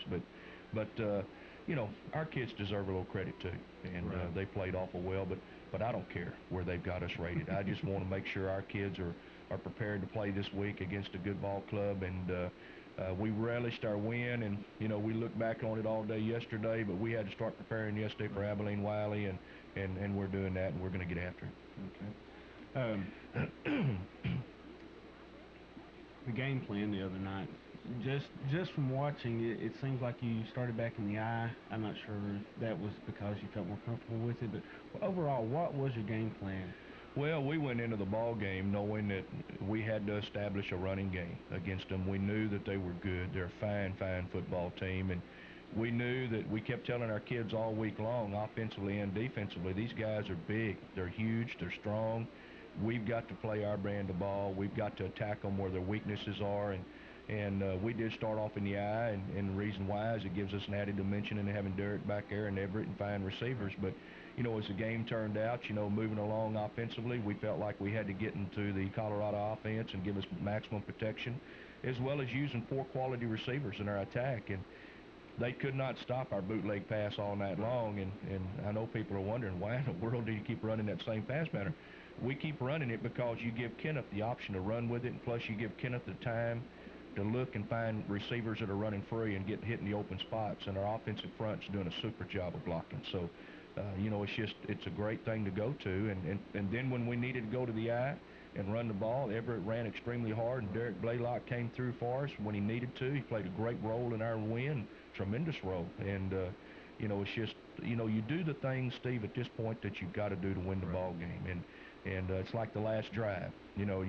You never think about it coming down to a last drive to win it with 1 minute and 40 seconds left on the clock, but you've got to know in the back of your mind what plays you want to run and what you've got to do, and those things you prepare yourself for.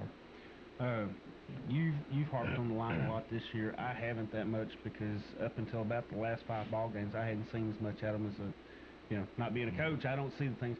However, when you brought the Colorado offense into that, I noticed it's a blocking scheme I'm not familiar with, but where Anthony Nickelberry actually drops back in a pulling position. How does that happen? Well, that's our bootleg pass. Anytime you bootleg, you normally have to get an offensive lineman out in front of your quarterback to give him added protection, and you feel with a backside with your center who off blocks, you feel with a backside back who feels for him. But Anthony Nickelberry and Donnie Hunt on our bootleg passes are blocking as well as any guards I've seen in a long time, and people need to watch the video tonight need to watch it and see.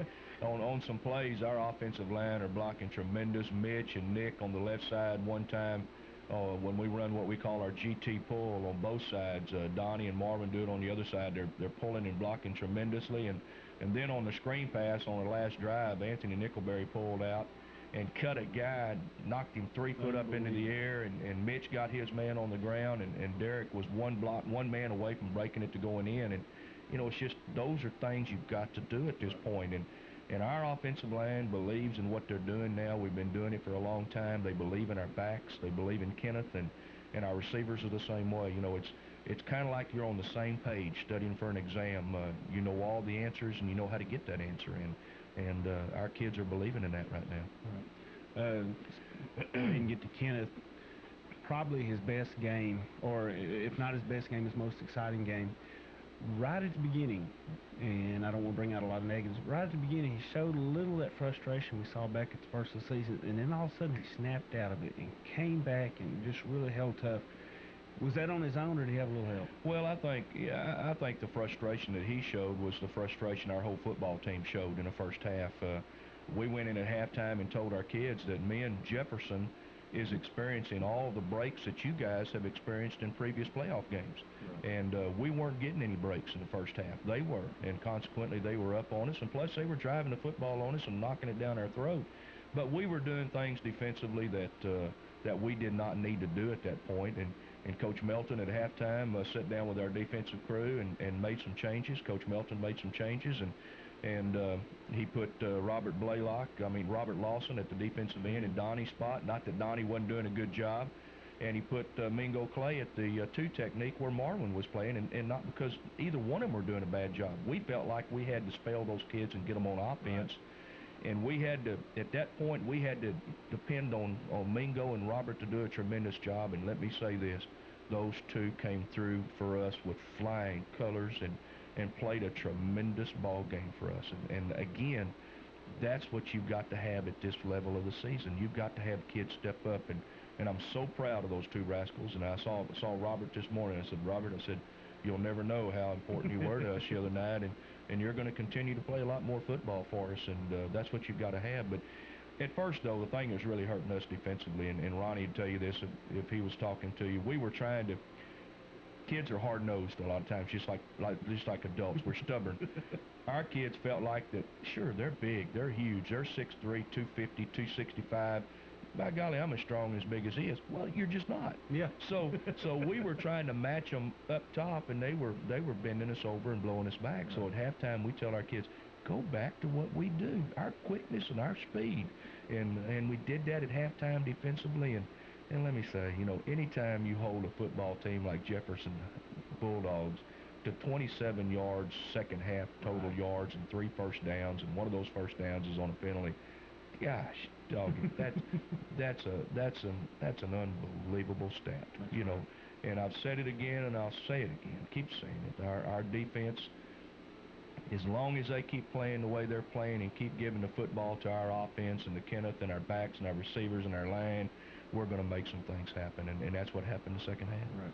And we know Jefferson didn't leave it on the field with Linden last week either. That's right. That's right. That's right. You know, it's just a great thing. Right. Abilene Wiley. I haven't seen. Well, I did see a couple clips on them last night. The papers show a lot of passing. As a matter of fact, it looks like we're going to be playing a carbon copy of our own team. What have you seen of them? Well, right now, you know, Abilene Wiley is they're kind of like a Spring Hill type football team. Their kids are very well disciplined. They're very well coached. I will say this: they don't have a whole lot of team speed. They've got good size in some particular people, but they're on an emotional roll right now. They were picked 4th in their district when the season started. They were the runner-up team coming out of their district into the playoffs. They've beaten a lot of ranked teams. They've won a lot of close games here lately, and you know, they're kind of like us. You know, they were kind of overlooked, and it's going to be a heck of a ball club. I think that, and the coaches feel like that they're going to come out and probably try to throw the football on us. They do spread quite a bit. I do feel good about our chances with our speed and our quickness. I think that we can do a lot of things to them that they have not seen. And but they're hard-nosed boys. Those old West Texas boys out there are hard-nosed boys, and they're just hard-nosed, and we know we're going to have to play extremely well to beat them, and it's going to come down to everything. It's going to come down to offense and defense and specialty teams, and I think one thing that helped us the other night against Jefferson was our specialty teams. Adam O'Kelly, he may have missed a dadgum extra point, but that's the heck with it. Adam averaged close to 45 yards a punt the other night, and those are things that you've got to have to win playoff games. And he kicked off tremendous, and every little facet's got to help. But Abilene Wiley's got a good football team, and our kids had better get ready to play. And people keep asking me, they say, well, are you going to have a problem in getting up to play after a game like Jefferson? Well, I'm going to tell you, it's like in a paper this morning. If our kids, we're one game away from playing for the state championship in the state of Texas. We're one of 4 teams remaining out of 243 or 244 or 245. And if our kids can't reach out and touch it now and feel it, then we don't deserve to win. But I'm going to tell you what, we're going to show up Friday night at Carrollton, and we're going to play hard-nosed football. Great. One person I forgot to mention, and I know we don't ever like to really put one player above anybody else, but I've got to bring this little man up. Mikhail Justice played the game of his life. He was matched against probably the tallest guy he's played against all season. He whipped him. The other guy had every physical component available to him, and Mikhail kept going and going and going. That's right. Unbelievable. Yeah, he's not hurt, is he? No. Okay. No, we're bruised up and we're banged up right now. Our kids, it was a very brutal game the other night. Kenneth took some unbelievable licks after he passed, which the officials should have thrown flags on. Our kids, they could not catch our kids on the offensive front, so they just fell on them a lot. But you're right. Mikhail Justice he's an example of our football team, our whole football team. We're not the most talented football team around. We've got some kids that Goddard did gift with a lot of ability, but the one thing that he's got that I'll take any day over any player that in the world is the big old heart and the desire that the young man's got, and that's what he plays with, and that's what we told our kids Saturday night at halftime. At halftime, I went in and they were a little bit down. There's no doubt about it, and I told them, I said, men, one of 2 things are going to happen. I have no doubt that you're going to come out the second half and fight with all your heart and all your might. And by doing that, we're either going to lose going down fighting like crazy, or we're going to fight and win this ball game. Those are the 2 options you've got. And I said, there's no other options available. Right. And they showed the character, they showed the poise, and they showed the discipline to come out and to fight back and win the ball game. And to me, it's like one person called me yesterday at home. I don't even know the person, an elderly lady. And she said, Coach, the most impressive thing about the win more than anything else was the character and the poise and the discipline that your kids showed. And I think that's a tribute to our program, to our kids, to our coaches, to our school system, and to our administrators, our teachers, to everybody. They all need to pat themselves on the back. It's a heck of a thing to see. All right, we got Friday night, Standard Stadium again, which I guess we can say is our home stadium now. I'm going to tell you what, it's a good one, and I'll say this again, folks, please come out and follow us. I'll tell you this, I know J.D. Cox and the administrators are going to meet today on releasing school. I don't know what time it's going to be released, but school will probably be released early. Just be careful coming, but we need a ton of people there to watch us play, and I have no doubt that you'll be there. Just be careful, please. Yeah, if we can pick up the same crowd we had the other night. Yes. I got to give them kudos. That was great. The way you turned out and the way you hollered for them. I don't know if anybody sat down the whole game. It looked like hell and Aggies out there. Well, we had to have had over 12,000 people there. I know our home side was almost completely packed, and that is the tremendous feeling. You can't tell me that those people up there in the stands on that last drive with 1:53 left to play, that the hair wasn't standing up on the back of their necks and they didn't feel a part of it, because if you didn't, I feel sorry for you. You came right over the press box, don't worry. That's right. But you're a part of this whole dream living thing we're living. You're a part of it, folks, and don't ever think you're not. And it's like I tell our kids every day before we break and go into the dressing room when we're through. We give a lot of credit to a lot of people, but Steve, I've got to say that we in practice every day and telling our kids, be proud of who you are and be proud of where you're from. And then you got to believe in the good Lord. You got to believe in your family, your loved ones, your friends, and our football team is always the third factor there. And our kids believe in that. And as long as we continue to believe that and have the priorities that you've got, then good things are going to happen to you. Correct. All right. We'll see you first Friday night at 7:30 back at our home state. Are we the home team? We're the home team. All right. We're the home team. We keep getting these flips. We're hanging in there. Who called the flip? The Abilene Wiley assistant coaches that I met at Stephen F. called the flip and lost it, so we won it, by golly.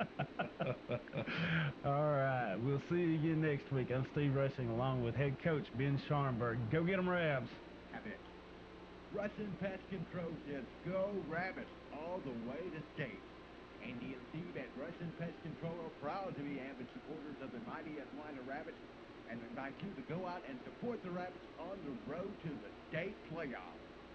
Russian Pest Control, proud to be Atlanta Rabbits.